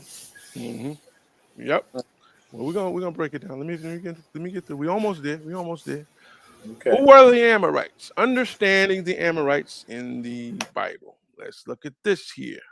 I think you wasn't on earlier when we was discussing Hammurabi. Hammurabi. Hammurabi. All right. This is a picture here. Hammurabi, king of Babylon, and perhaps the most famous what? Most famous what? Amorite. Hmm. So Amorites existed at the time frame of Abraham. Mm. Hmm. All right. Hammurabi, king of Babylon, perhaps the most famous Amorite depicted on a votive monument from the site of Abu Haba in Iraq. When we say that word Iraq, just say Mesopotamia. What's left of Mesopotamia? All right. Mm. Let's pause for a second and go through a few things that we learned, and let's go through a few things. This is a gem marker. Ezekiel chapter 16. I have to pull this out. All right. Ezekiel 16. Jerusalem's unfaithfulness. And this has been used and abused. Moreover, the word of the Lord came to me, saying, Son of man, testify to Jerusalem of her iniquities. And thou shalt say, Thus saith the Lord to Jerusalem, thy root, right, and thy birth are of the land of Canaan, right? Thy father was an Amorite, and thy mother a Hittite. Hittite. All Mm. right. Now, that's been so used and abused that people turn around and actually pass that off as if, oh yeah, we Israelites are Canaanites and Amorites, etc., etc. They basically get that from this, unknowingly that his, the history that this is talking about. Abraham in where did he dwell at? In the land of Canaan. Who was in the land of Canaan at the time when he got there? There was Canaanites, Pergasites, there were Hittites, there, all types of bad, I guess, against the enemies to the seed of Israel. Okay, Right. so obviously those enemies carried what? They carried tradition. They carried their own gods, their own belief systems, their own etc. etc. Remember Hammurabi. There were certain things that they obviously in the Hammurabi codes of law does not go so well with the Most High's laws. That's why that's there. Because he's saying, thy root and thy birth are of the land of Canaan. Thy father was an Amorite, and thy mother a Hittite. That's it's clear as a whistle. Clear, right? Very clear. What it's saying is they took certain things from those other nations, and it caused them to literally uh, go into idolatry, go do things against the Most High. You understand? It's like a habit, for being like even when they was in Egypt, right? Just because they was exited out of there, right, didn't mean that they left out of there and their minds not mentally still in captivity. Right. You get what I'm saying? They Yeah. still had Egypt in their mind. And I think there's a scripture that speaks on this later on when they was leaving Egypt and they said, do not take what you learned in Egypt to and do not learn what you when you get into the land of Canaan. That was told to the Israelites for this reason, and that's what that was talking about. You bringing you into a land as a blessed people. Don't go in that land taking on those habits of those dwellers that were there. So that's what it's referring to. It's not referring to that we bloodline a Canaanite. They're not saying that we're bloodline a Hittite. They're not saying that we're bloodline a Amorite. It's the ways that Israel took on. And someone will say, well, we could do that now about those that's in America or let's say keyword have been Americanized. right? Taking on the one thing about America, it's not one nation. So that's another reason why it can't possibly fit Genesis 15, verse 13, because there's more than one nation that conglomerate America. America is a nationality. It's a multiplicity of nations. Okay, and then think about it. If it's just limited to America, right? Well, we have a problem. What about those that ended up in, say, like my man in Australia or Britain? You get what I'm saying? Yeah. There's a problem with using the 400-year doctrine when you got other places where the transatlantic slave trade dropped people off. And the fact that there's nothing written in the scriptures about America at all. You're right. People use Babylon as metaphorical America. They'll say that, Babylon is the new America. But if I'm like this, if it's not actually written, then it's not scriptural. Right. You know, we had had issue with a guy, I ain't gonna say his name, JS. Oh, The guy is, oh, this Babylon, the Neo Babylon, modern Babylon. I say, dude, you're getting that from Revelations number 1, which is a New Testament apocalyptic book that is only associated with Christianity. So, what are you doing? You're spewing Christian doctrine, but then you have the nerve to go against Christian doctrine? Like, dude, you don't read anything in our text, Hebrew text, of any modern Babylon, daughters of Babylon, and all of that stuff like that. We're not talking about this America. Has no connection. So every scripture that majority of these camps spewed out to most of these new coming along, I call them shake and bakes. They're spewing out this thing and they're saying, well, this hasn't been fulfilled yet. That hasn't been fulfilled yet. Well, guess what? It's not fulfilled in your mind because guess what? You're going with the book of Revelations and the new age Christianity doctrine. That's why. mm, mm. But if you go with the actual backstories of fulfilled moments, you would know that that's one and done. It's ended. Okay. All right, let me finish. Note this gem isn't a meaning and it kills the phrase Israel themselves being any Canaanite or Amorite lineage. That's a fact, which just has been misused by those not knowing what? The context. See, if you just to take this in a chip meat, thy root and thy birth are of the land of Canaan. Thy father was an Amorite and thy mother a Hittite. They would take that as literal. Just that little chip, spread it out, teach it, and it'll just keep on spreading. Next thing you know, a doctrine becomes out of it, right? But that's not even talking about that in that manner. Am I right? You're right. You're right. Right. Right. In this famous biblical passage, the prophet Ezekiel is delivering a message calling out the sins of the city of Jerusalem, and by extension, the nation of which it was the capital, the kingdom of Judah. Right. That's what it was made for, talking to. As it is often the case in prophetic and apocalyptic literature, the capital city is personified as an adulterous woman. The adulterous woman. Mother travails in birth. Huh? Revelations, really Revelations 12. Yes, I know the book of Revelations like the back of my head. It's probably better than the Christian. Wow. So I know all of this. I know where it comes from, where the author, the alleged author, stole this from. He got this from this. Hmm. Like a lot of it came from the book of Ezekiel. The Son of Man. We read the Son of Man in the New Testament. That's talking about what went on with Ezekiel. Son of Man. They transcreated Ezekiel into JC. All right. But see, in a discussion, right? When I was saying about a discussion, all of this could be brought out. See, in a debate, unless the debate is stemmed around this particular conversation, Right.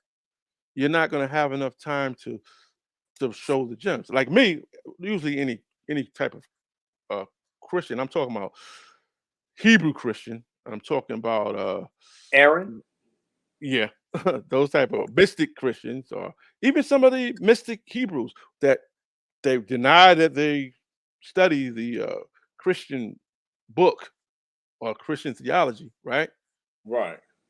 I would destroy them on a debate. So there would be easy street because Yeah. they don't know where the actual chips that were stolen from that makes up most of these New Testament narratives.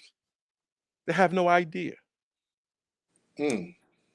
Okay, and Interesting. I'm not bragging. I'm just letting them know that's another reason why it was best, that I left that the debate league because I think that the only thing that would have been left there would have been Christians, and that would have been like game over for them. Okay, so liars did have to get the hell out of there. Kick me out of there. You can have Aaron. You can have Aaron because you're all going to do is beat him up because he doesn't have any idea of what he He, even talking about half of the time. And not saying that he could later on learn it, but right. you know how that goes. He's a Uh, messianic champion. you call it a Yeah. novice debate league. Novice or neophyte. That's his title for now. uh, Let me get this to Mr. JS. In this particular case, Jerusalem is described as an orphan daughter of an Amorite and a Hittite. Hmm. And cast out and left for dead, whom Yahweh adopts as his own and makes a queen. This is from rags to riches. Story is filled with betrayal that parallels the history of ancient Israel presented in the pages of the Hebrew Bible, the most intriguing notion found in the passage. I just wanted to say that, show that part, and then we can continue. Because now we're going to go into some of the other meat and bones of the situation. All right. Well, I could show some history Yeah. of the Hittites and stuff like that. Okay. I mean, I could do that. Matter of fact, let me do that. 'Cause Yeah. we pretty much got a little bit more time. All right. Okay. The Hittites are well known to history with an empire that rivaled Egypt's during the late Bronze Age, 1550 to 1200 uh, before Common Era. So obviously, people have to understand the numbers change when you're going back in time. The earlier, what you say, if it says 100 BC, that means it's closer towards the latter time versus 5000 BC, which Mm. is beginning of time. All right. The Hittites had great influence on the peoples of the northern Levant. Let's put it in modern words of the northern area of Canaan land. All right. But who were the Amorites in the Bible? Jerusalem's other supposed progenitor. All right. Early references from the to the third period, 2112 to 2004 BCE in Mesopotamia, right, use the term Amorite to denote groups of people that came from abroad and were considered the other in regards to traditional Sumerian culture. Sumerian culture. It's interesting, right? Amorites were those that we could say now the modern Sumer. They were already there in the land when Abraham was around. Okay? They were probably before Abraham because one would know that the Sumerian text is older than the traditional scriptures. Right. Isn't that the Arcadian dialect that he That used? is correct, Jake. Remember, I think you wasn't on here earlier when I was talking to Eric when we was Right. talking about the land of when he was left of the Chaldees. Those are Yeah. all in the same area. Mesopotamia is equivalent to saying Babylonia. Not Right. saying Babylon, but Babylonia. So All of those are a region area. Just modern okay. times, as just now they changed it to the Middle East and they separated it. You know, Um, tricked the modern man. are the Amorites actually the Babylonians? No, Okay. they're not. But one would say, if you could go back in time, right, and Right. consider, like I said, Babylonia or Mesopotamia, they would be better off saying they were all Mesopotamian. Okay. That's a better word. Sumer, Yeah, correct. uh, Sumer, Akkad, uh, all of that area is Mesopotamia. Right? Okay. That was the world. Everything started from Mesopotamia. Slickly now, modern words. You got Africa, the Middle East, and all. You understand what I'm saying? Just like Africa literally was considered at one time Kush, the land of Kush, or Right. Ethiopia. It's just the way they reword maps and stuff like that.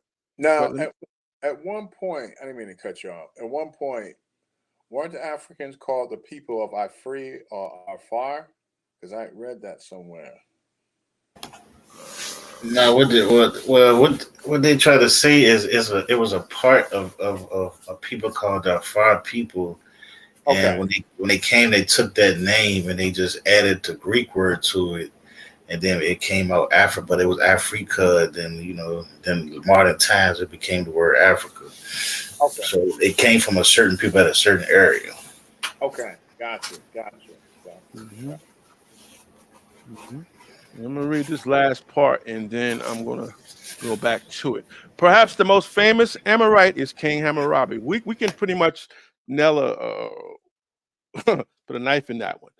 All right, King Hammurabi, Amraphel, same character, same character. The biblical Amraphel is Hammurabi. I would pretty much put 95% of everything I own on that if I was to bet, Mm. without a doubt. All right, and that's why it says perhaps the most famous Amorite king is King Hammurabi, and it gives a date. See, the thing is, a lot of times people that don't really accept the scholars, they don't accept the scholars because they fight the facts that the scholars did studies years before them did. All right. And they don't accept the scholars because I guess the color of their skin or whatever. I get that. I get it. I get it. I get it. But you have to think, we also have scholars too that's of our melanation too that they don't accept either. Like I think you said one the last time. Remember what's that guy that wrote the famous Rudolph Windsor, right? From Babylon to Timbuktu. Right. Yes. Or Babylon to Mali. That would be the proper name. But yes, that's exactly the situation. But that's being disingenuous when you say, well, I'm not gonna take the word of a scholar, because guess what? A scholar is just like us now. If we're doing the same thing what they did and it agrees with the same thing that they did, then guess what? Debate's over. And Debate's over. he's a black scholar, by the way. He's not a European scholar. He's an African American scholar. African American. Yeah. I like that. Well, let me go to this is crazy when you think about it, right? I think I showed that, so I ain't gonna show that again about the Amraphel part. All right, let me go to the meat and the bones so that we can really get in. Even though we answered it early, but you can take it over from that. You was good at that. All right.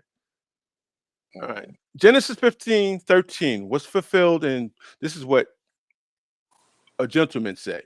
A gentleman said. I ain't put his name up there on purpose. You know, he's a good guy, decent dude. All right.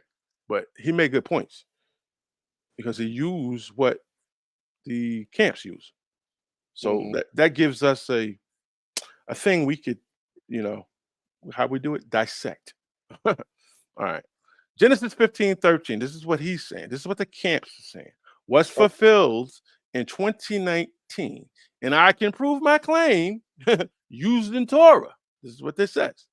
Genesis 15:13. Your descendants will be strangers in a land not their own. All right. Commas there. Enslaved and mistreated for 400 years. Sounds good. Sounds almost similar to the actual scripture, except the commas, I guess, don't mean anything to that. camp guy who wrote this. All right. None of that stuff has any bearing. Now let's go with his next thing. Genesis 45 and 18, right? Israel is given the best of the land in Egypt. That's being disingenuous, if you would think, because if you would literally look at that, I'm sure Genesis 45 is around the time frame where Joseph or somebody was running things, right? So literally, that's a possibility, but that does not take away the prophecy, because the prophecy is much bigger than just Egypt. The prophecy is attached to the land that we're going to go also. But this is genius. They're just picking the cherry picks. I guess that Israel is given the best of the land. That's to turn around and say, well, Egypt can't be the place because of that. That's what they would use that for. But far off. Exodus 1, 6 and 8. Joseph, his brother, and all that generation died. A new king arose over Egypt who did not know Joseph, right? This is what they're saying.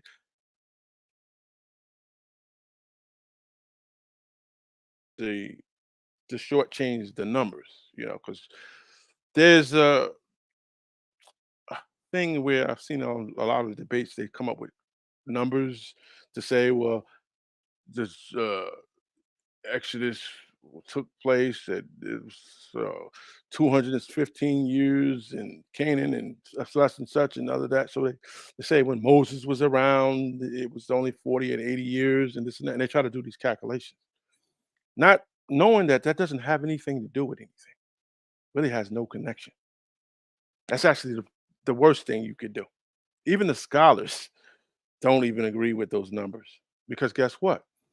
Sages, modern day Bible twisters, what you call notepad additioners, they come in and they stroke the pen and change a lot of this, and that becomes a problem. I don't know what happened to Brother Allen, but a lot of us.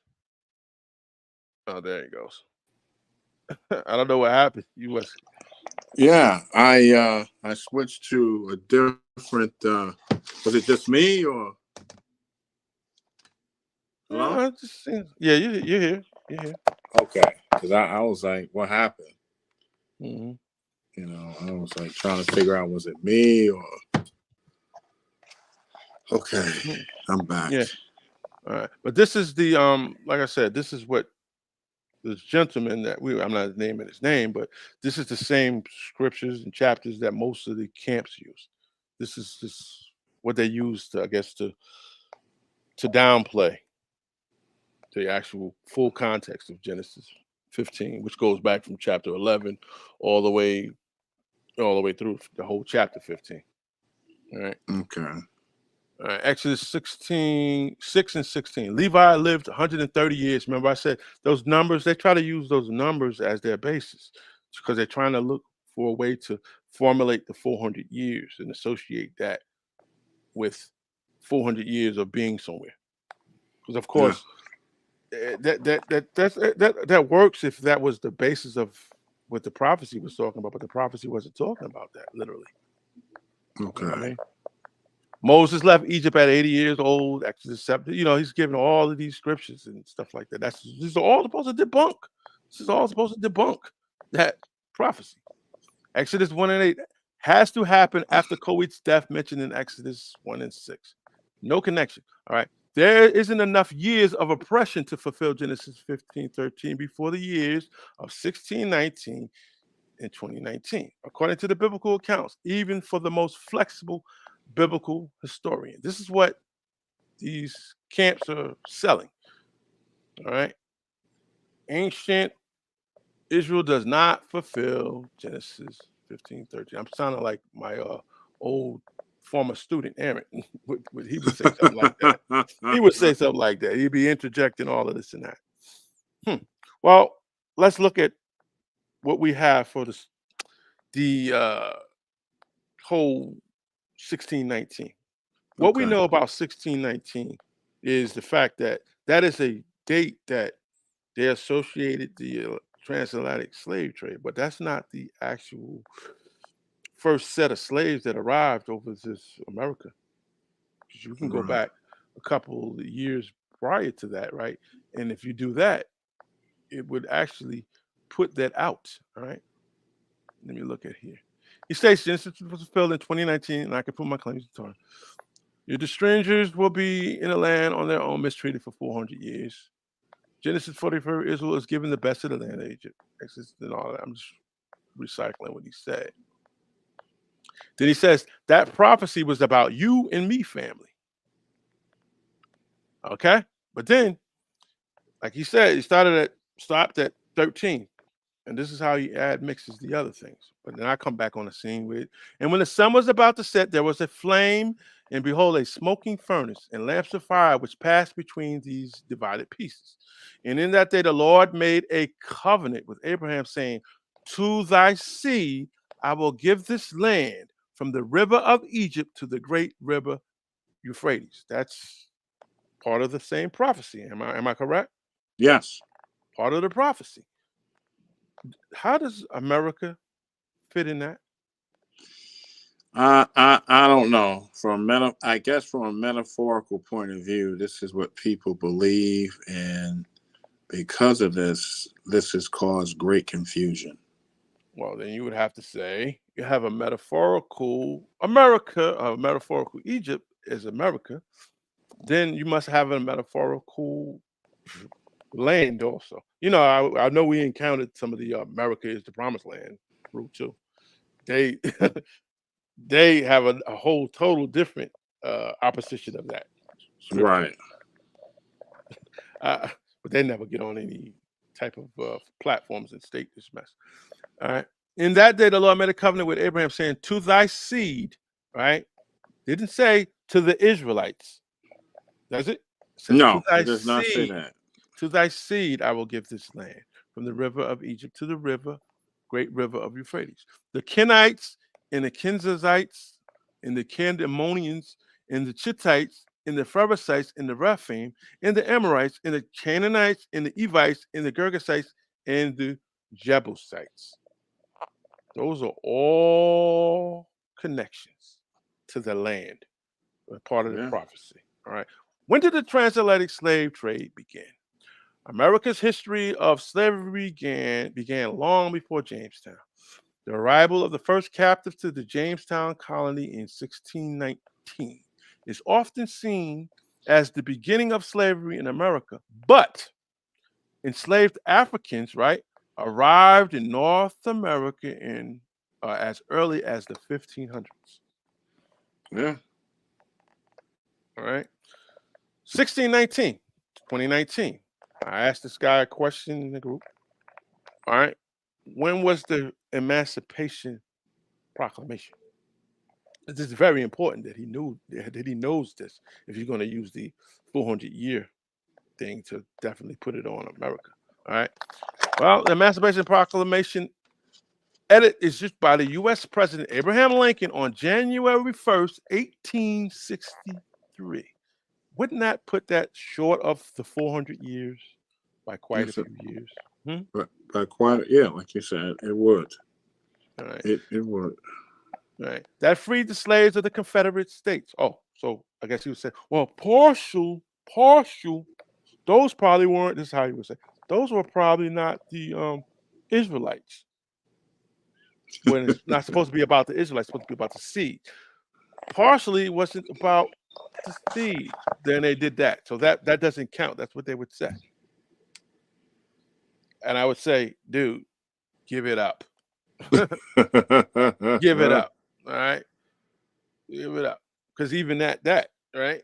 We know that slavery officially ended way before 1950. Yep. Right? Way before 1960. All right. We know that. In rebellion against the Union, it took more than 2 years for news of the proclamation to reach the slaves in the distant states of Texas.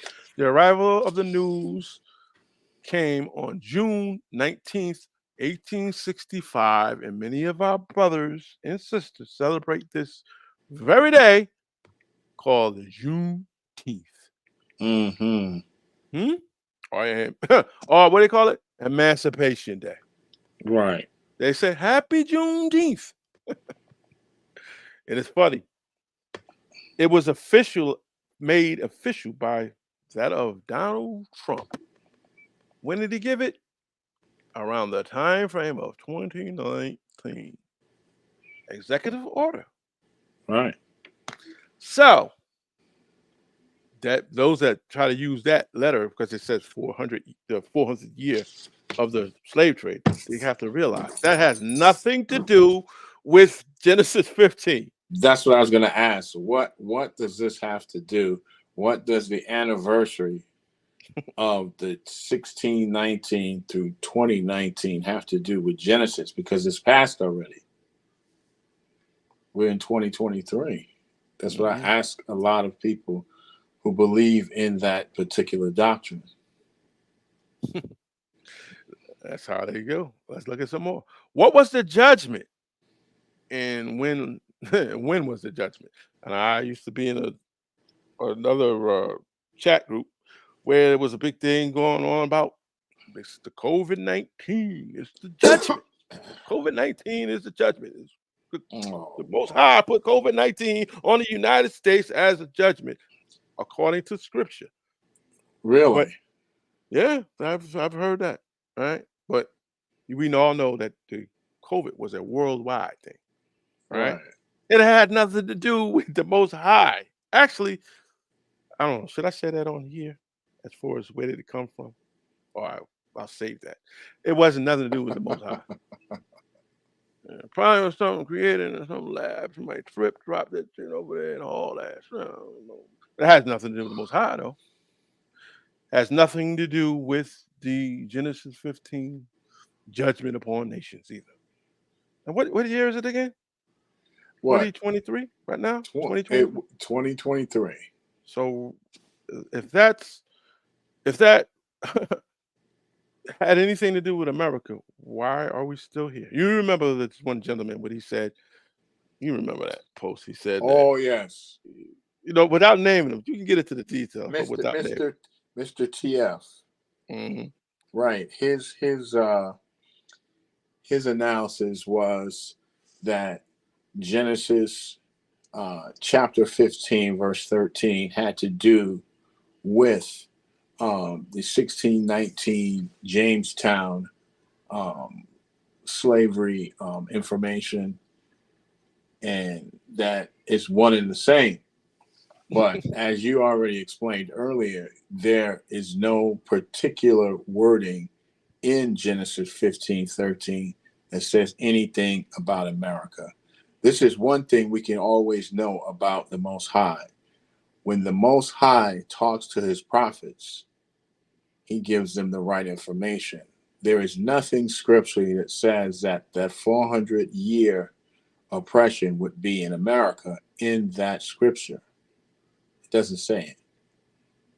So where does that come from? The 2019, 1619, that is something totally different. Well, do you know when that camp doctrine actually got started? I know that the 2019 thing was basically a major jump off. It probably was something that they was happy that that took place so that could make them, I guess, because they were looking bad at it. Right. I think that was if I'm not mistaken, I think that was a One West doctrine that came into existence sometime, I think, within the 80s. If I'm not mistaken. I think the 80s. Someone will say 1969. Oh, you're talking about with the Torah keepers?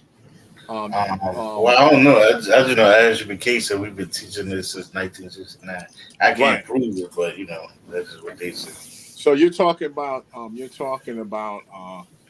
Papa Bivens. He originally, here's a funny thing. He is the original startup of the ISUPK, but they weren't called that back then. I think they were called the Torah Keepers, or the yeah, and he was part of that. And he was a branch of other Torah Keepers. He left and then started his own thing. Right, because when they were practicing the Torah only belief system back then, it was more based off of Judaism. Yeah. Right. Because when I speak to a lot of people now, I always tell them I'm part of Yahwism. Yahwism and Judaism is totally different. Yeah. There are some similarities, but they are different. As a Yahwist, we do not acknowledge the Talmud because the Talmud is rabbinic interpretation that deals with halakha, which is Jewish law. There is no scripture, even in the first writing that talks about Jews, that it says Jewish, and it doesn't even say Jewish; it says Yehudi, and that's in the Book of Kings. Mhm. So, but through the 5 books of the Torah or Moses, there's no writing that says anything about Jews or Jewish. And I always have this debate with somebody from Judaism because there was a guy on our page, and he got really upset because I was trying to tell him that you know there's no such thing as a Jew. I mean, it exists for people that convert to Judaism, but Abraham was not. He was not Jewish. Yes, he was. He's the founder of. I said, well, can you show me any scripture that says he was the founder of Judaism? And the guy got mad, and he wound up leaving. Mhm. So I And mean, yeah, I said that. That's why I said that's one of the problems that's going on now to this day is even if Moorish community, most of the community is we base in ancient nations and turn it to a religion, and that's right, Exact. what I right. understand. Yes, Exactly. sir. Yes, sir. Yes, sir. You are so correct. We believed in spirituality. We believed in a higher power, and that is what we believed in. And if you notice throughout the Torah, it dealt more with spirituality. But as things start to evolve, that's when it became more religious like. Yeah, I would believe based on the colonizers getting our material and making it more into a cult like religion, that's when things started changing.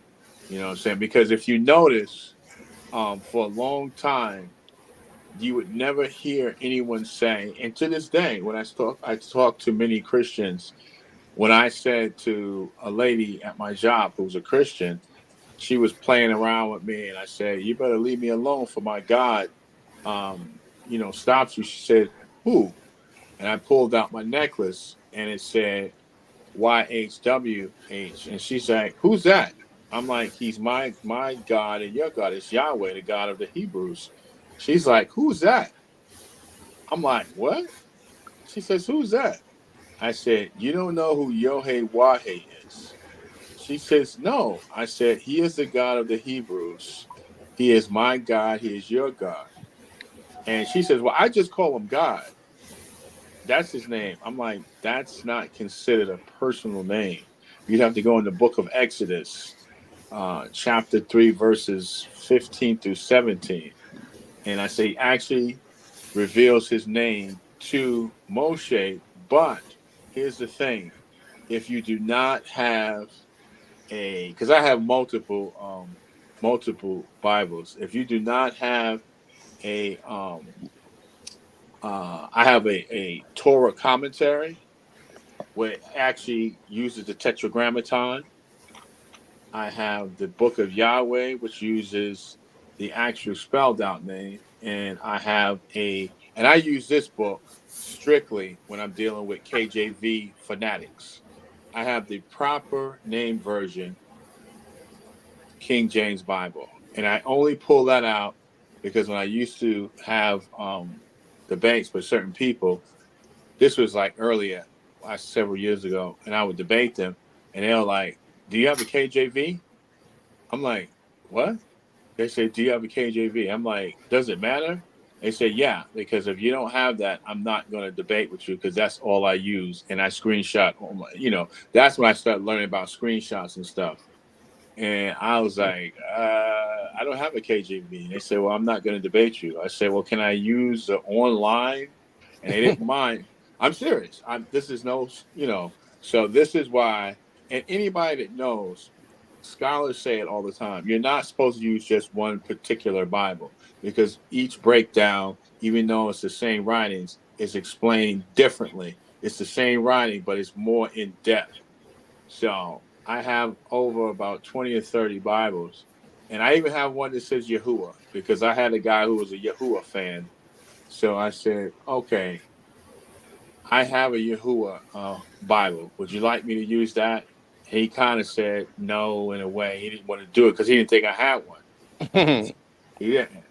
But yeah, do me a favor. Do me a favor. Do me a favor.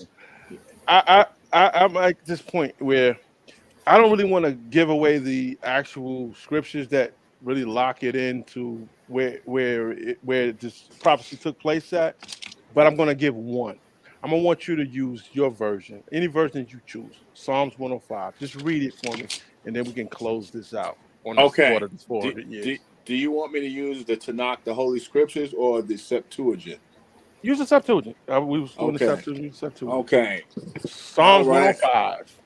Psalms 105. We're gonna go to Psalms 105. And I want Eric to stop you when we can say considerably that this fulfillment took place already before any such thing as of America.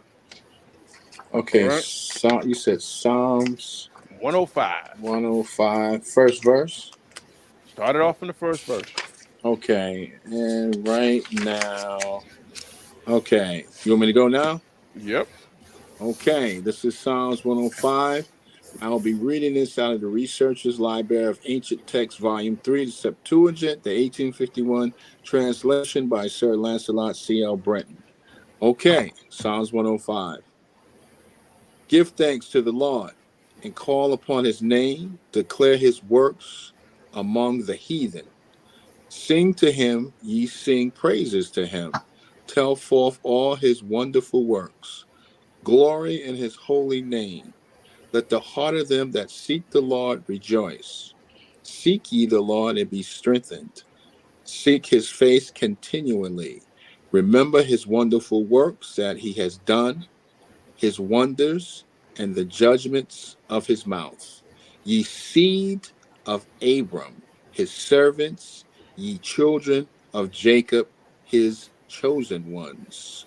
He is the Lord our God. His judgments are all the earth. He has remembered his covenant forever, the word which he commanded for 1,000 generations, which he established as a covenant to Abram.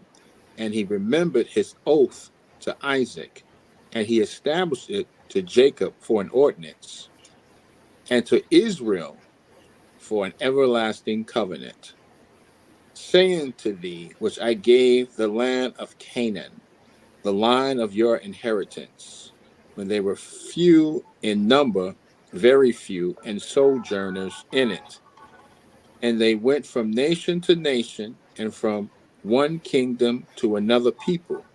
He suffered no man to wrong them, and he rebuked kings for their sakes, saying, touch not my anointed ones, and do my prophets no harm. Moreover, he called for a famine upon the land. He broke the whole support of bread. He sent a man before them. Joseph was sold for a slave. They hurt his feet with fetters.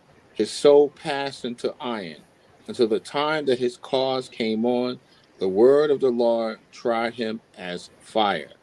The king sent and loosed him, even the prince of the people, and let him go free. He made him lord over his house and ruler of all his substance.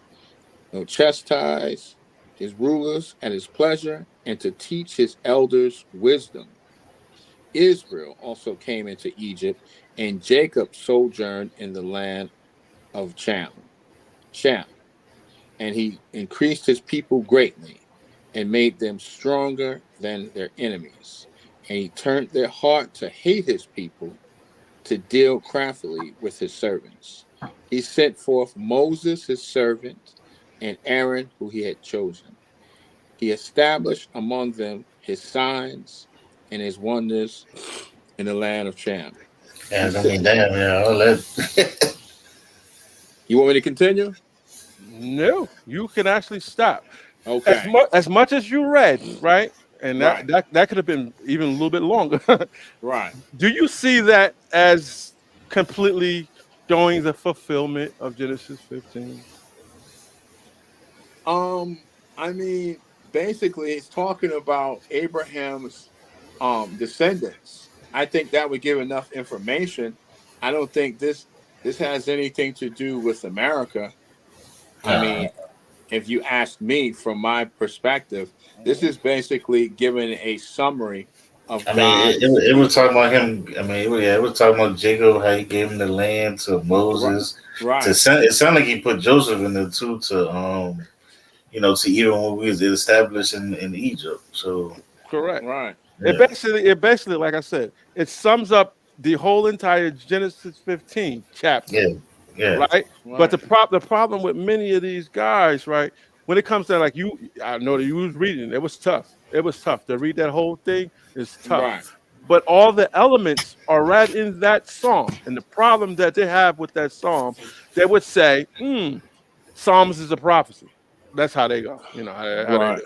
But they don't realize that even the language in there, that was speaking of something Yeah, that took place in the but past. it don't sound like a prophecy. It sounds like something that already happened. Thank you. He's thinking the Most High. Whoever wrote that, thinking the Most High for establishing it already. All right. This is another thing because I wanna just let them know that this psalm right here, right, was written how many years prior to a such thing as of America? Man, America's 1776. Let's say 1776, right? yeah. I mean, Now, we talking thousands. I mean, And what are we talking? BCE? yeah, yeah, we Right. talking BCE. this is definitely BCE, So right? you're talking about BCE versus CE. So two different timelines. Yeah, So I just want to leave on that note because I don't really want to like if I was to debate this topic, I would fry them in it. But I gave that one as a freebie. And that was not a scripture that my man put up. He remember earlier this week he was trying to say that the scriptures that he would choose to use, right? Right. Uh we wouldn't be using those scriptures. I don't know why he thought that we would use those scriptures in a debate. We don't go with the norm.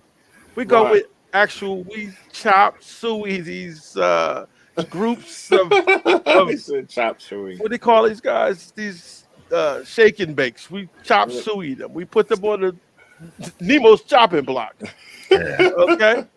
He said the chop sueys. Yeah, they're not. See, first of all, that particular verse or verses that I read, they're not going to go through it. And to understand that, they would have to probably read it several times to get an understanding. So that's why they wouldn't know.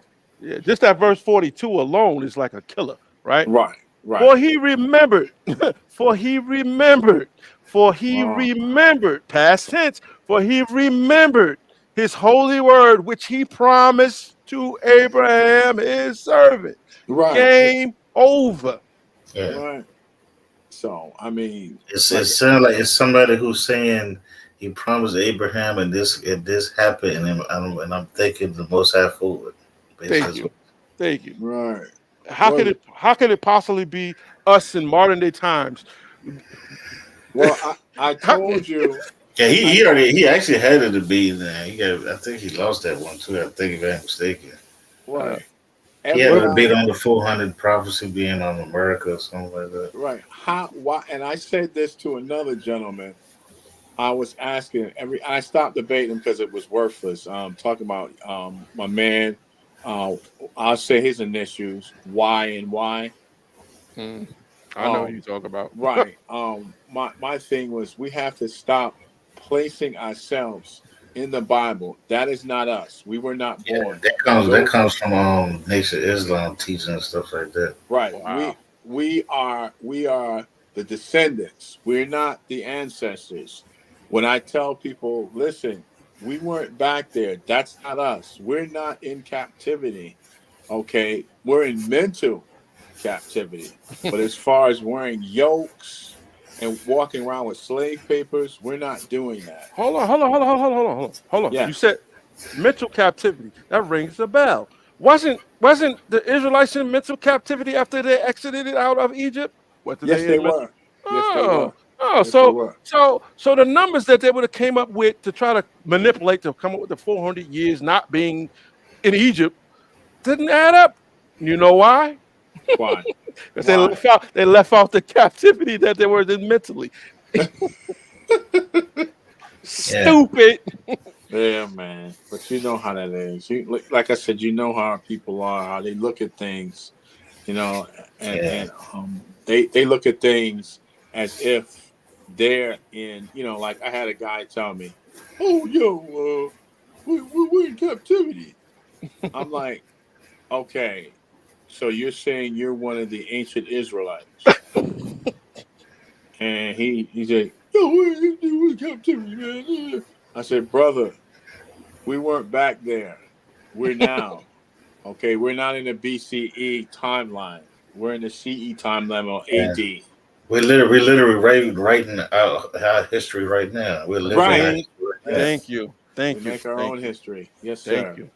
Yes, sir. Yeah, That's true. and that's why I said and what I feel like what else we got to stop doing is we got to stop establishing the law as if it's an individual thing.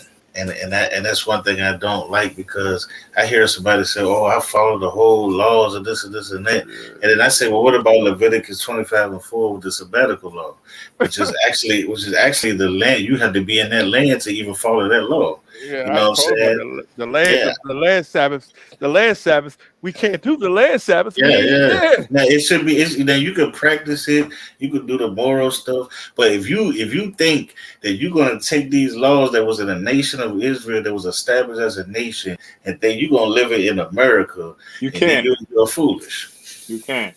Yeah. Well, It- I've already tried to, and I'm doing it slowly. I try to tell a lot of people that the 613 law doctrine is based on rabbinical interpretation. I've come to discover from listening to somebody that it may be over. It's probably over 1,000 laws I because believe it. the 613, which is the 248 positive commandments, comes from 248 body limbs, and the Mhm. 365 negative come from the 365 correspondent solar days of the year. That is Mhm. Yeah, not written in our Bible. So this is what, and even I even went to the Jewish page to Torah.com, and they said 613 what?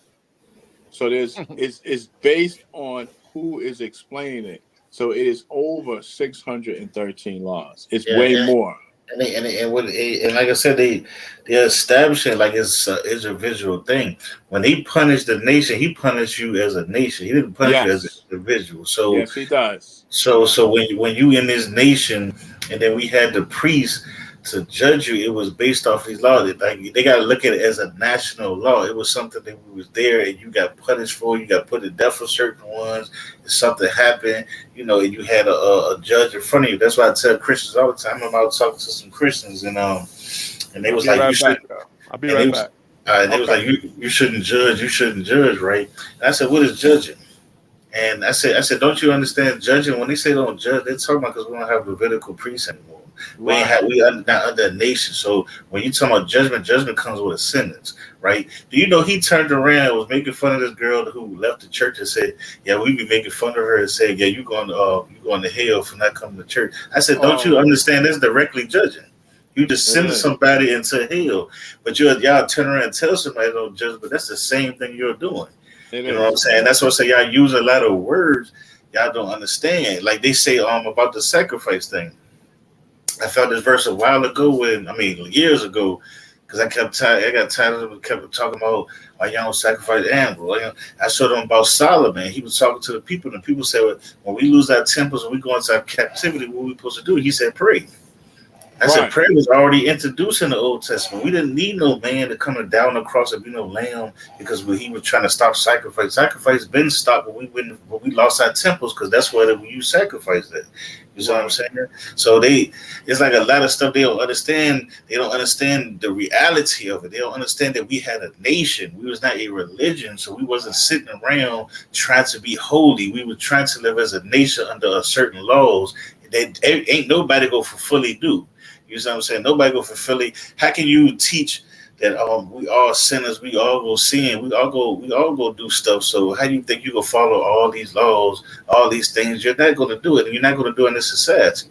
You know what I'm saying? And people don't understand because you're not in your own nation.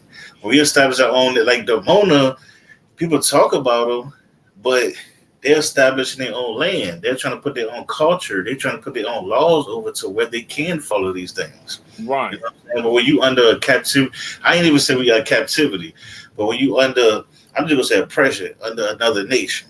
You know what I'm saying? We're at the top to where we can control the laws. But when you under oppression of another nation, you can't. I mean, you can't determine. You can't. If I see a gay person right now, I can't put them to death. I go to jail. So it's like when the Christians say they just don't understand what they're saying, but they say, "Oh, the laws are going away with." They are correct, but they don't know what they're saying. They're trying to take it and say, "Oh, because Jesus died for your sin, so all the laws are gone." We are saying no, because you're not established as a nation to be the top people to force the laws.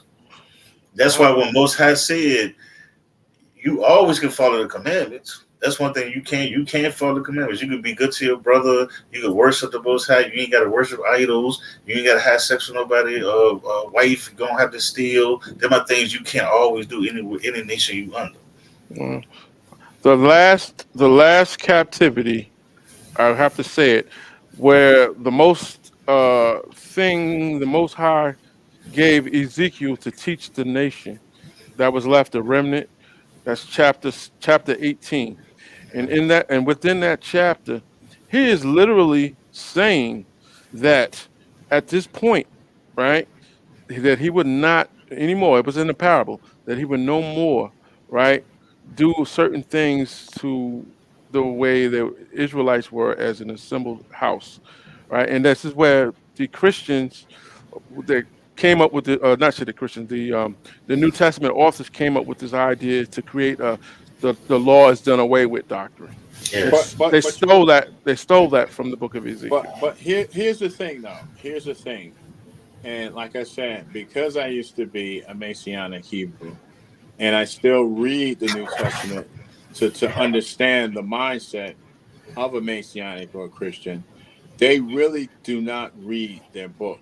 Now, they are quick to say that Yeshua, or they call him by the name Jesus, is here and the law is done away with. But if you go to the book of Matthew, chapter 5, verse 17, it starts like this. And I'm going to use an NLT because it doesn't matter. We're using a Christian information. This is in Matthew 5:17. Don't misunderstood why I have come. I did not come to abolish the law of Moses or the writings of the prophets. No, I came to accomplish their purpose. Now check this out. They say the law is done away. I tell you the truth. Until heaven and earth disappear, not even the smallest detail of God's law will disappear until his purpose is achieved. Now check this out. Therefore, who sits aside one of the least of these commands or commandments and teaches others accordingly will be called least in the kingdom. But whoever practices and teaches these commands will be called great in the kingdom of heaven. Now, if the law is done away with, why is Yeshua talking about you'll be called great if you follow the commands? Yeah. And now this is in their book. You know what I'm saying? That's Matthew 5:17 to 19. So actually, the laws are not done away with. Like when Paul talks about circumcision is not needed, but in the book of Luke it says Yeshua was circumcised. So I'm kind of confused.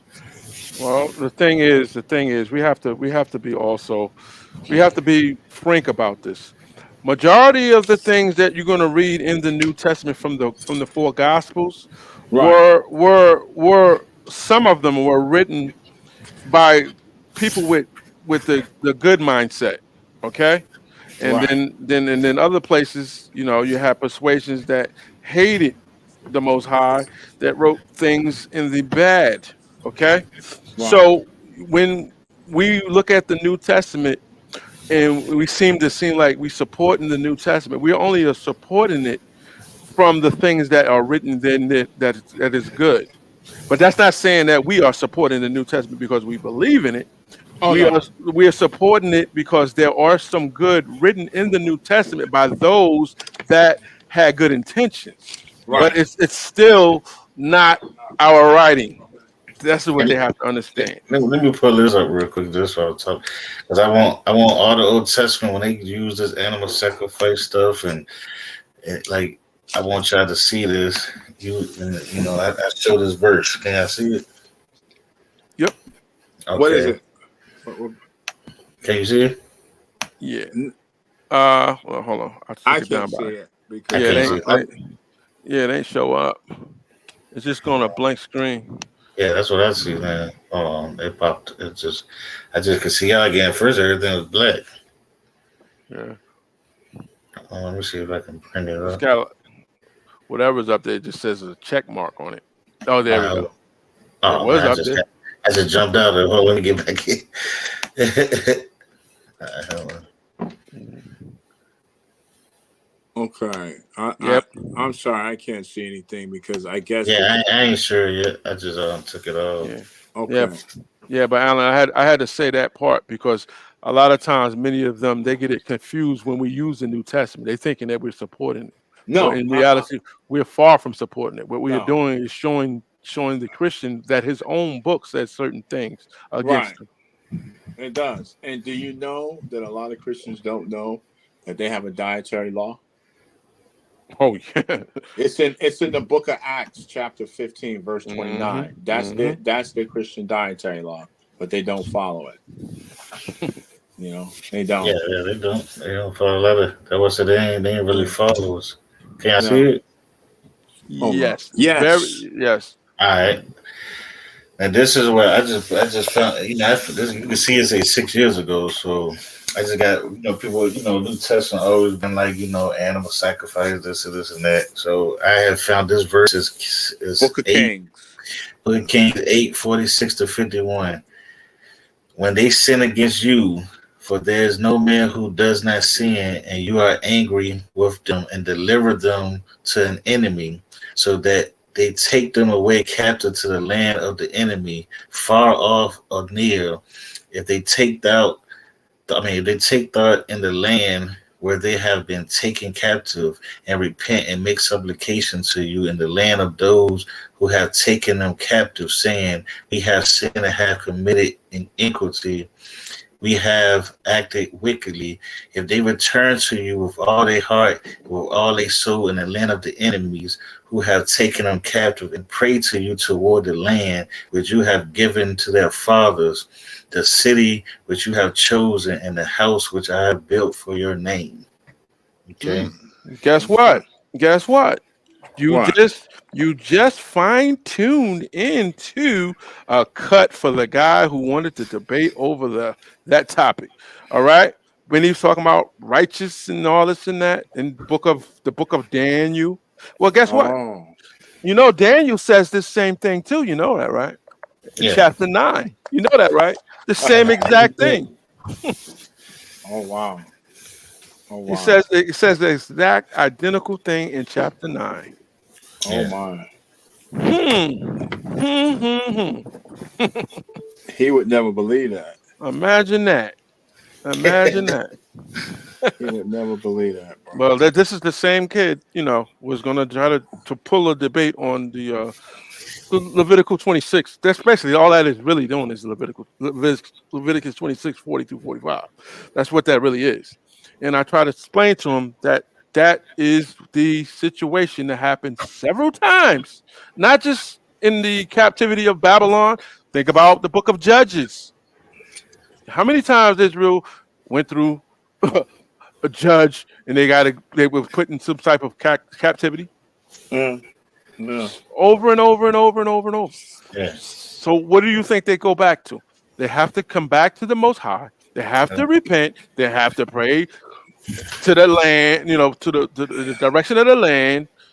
Basically, get their asses back together. As long as they can pitch themselves, they can do that, though. Yeah, and that's what he talking about when he talking about Muhammad too, because Muhammad they do the same thing. They pray towards what? What do they? Mecca. Yeah. Where's Mecca? Where's Mecca at? Hold on. Where's Mecca at? Wasn't that? That's in somewhere. What, Canaan or somewhere? I think. Which is Israel. It's still Israel. It's still the same place. Remember, same place. See how it works? Yeah. See how it works? Yeah. So. Well, we could do everybody could do an outro before we leave. Mm-hmm. Well, I'm pretty much done. I just wanted to bring this. This was very long-winded. Yeah. I didn't really. Yeah, I got a whole presentation, but I ain't do that. It gonna be another hour in the episode. Yeah. Wow. Mm-hmm. I really didn't go into this like the way I was planning on going to it because I was really. It's been good though. I was going to been a good edification. Yeah, I was going to shatter. I was going to shatter the whole 400-year thing and give out some gems, but then I said, you know what? I had to go back until nope, I'm not giving out certain things to some of these what you call it, disingenuous ones, because then they'll be trying to use it in a debate with somebody else. No, the stuff that y'all need to know is in these scriptures. That's where they're at. In these scriptures. You gotta read them. Yeah, don't and who I ain't gonna say his name, but don't ever disrespect us acting like we some newbies on the Bible. Well, we've been studying probably when you was playing with toys, man. You better get out of this. But we forgot more shit than you will ever get. Oh my God! But he could join. He could join the Sons of the Dark research team. Yeah, all are welcome. All are welcome. Christians. Muslims, all are welcome. All welcome. Yeah. Well, he's not going to join. Of course not. Of course not. He'll humble sooner or later. Sooner or later. He just think he's 20. He talking about calling us old. I was like, man, I'm only 7 years older than you, man. What are you talking about? Like you 30-some years old, acting like you still young. Yeah, he think he is. Well, he's got to first get rid of the crowd that he's newly got himself with, because that's the problem. That new crowd. Yeah. That crowd is about as dumb as mules. You're talking about the Christianites? No, I'm not gonna put it all on the Christianites because they're bad because they ain't really Christian. My mama was a Christian, smarter than them. Yeah, these ones are not true Christians. They're just what you call them. And I'm gonna say this, and this is for all. I respect to the fullest my elder Christians. Yeah, because they were nothing like these Christians today. My elder Christians took care of their home, built their homes up, went to church every single day, tried to live the life of the person they said they was following. And I would respect it, even if I don't agree with the doctrine. I respect my elder Christians. Right. Like my brother Vicarious World said, they're probably really Canaanites. They're Canaanite Christians. Wow. That's what they are. Hey, you know what was funny? One time JJ, like we were doing this mysticism joint, right? So JJ was mad because the dude was saying he was a mystic. So he pulled up the mystic joint, he started reading it. And I looked at him, I said, JJ, I said, that's y'all. I said, yeah, I said, you don't even know you're a mystic. I said, you don't even know what it means. You know what I'm saying? All that flat age or all that stuff is mysticism. You know what I'm saying? And he got mad. He tried to change it. This and that. I said, yeah, it comes from Jewish mysticism, and then they got passed down to y'all. That's all it really is. Yeah. Yeah. You know. Well, I'm done here, so I can say my shalom, shalom. Yeah. Okay, brother. I'm saying shalom to everybody. Yeah, y'all check my. And last time I say, y'all check tomorrow. I will be doing mythology. I'm showing psychology, mythology, anthropology. I'm showing the history of mythology. I want to break the mythology to a point where when you start reading, you can understand what is mythology and what is not. Okay. All right. All right. All right. Shalom. Okay.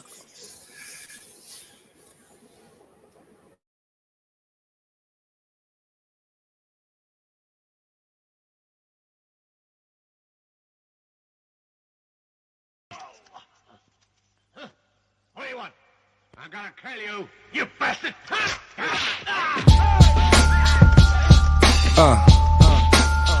Here's the juk.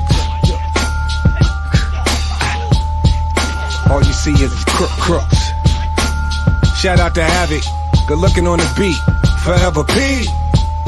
Street life was good. About to go in, son. Look, red bones and red bottoms. Like Red Bull, we gon' give them wings, we red dot 'em. Candy rappers, send 'em in, we red hot 'em. Headshot 'em, go against my grain, get head problems. Big dummy, garbage rappers, we red fox 'em. Shoot an actor in high depth and red box 'em. Tip the scales in my favor, stay in your top 10. If life's like a triple beam, I'm weighing my options. Y'all like wide meth, you high meth. Keep a big popper, cause I ain't ready to die yet. I digress, or I'm just too intense to digest. Stretched in a Pyrex, compliments to my chef. Game ain't been the same since I left. Is they really crooks or just a pain in my neck? Wu-Tang, ain't no lanes in my set. Fresh pair of Nike Airs, I just do it for my check. I'll be the first to tell these rappers, get your bars up. Shout to P, you know it's havoc when we mob up. I tell that smut, date over, pull your drawers up. Cigar guts, all up in the club, putting squad up. Throw your squad up.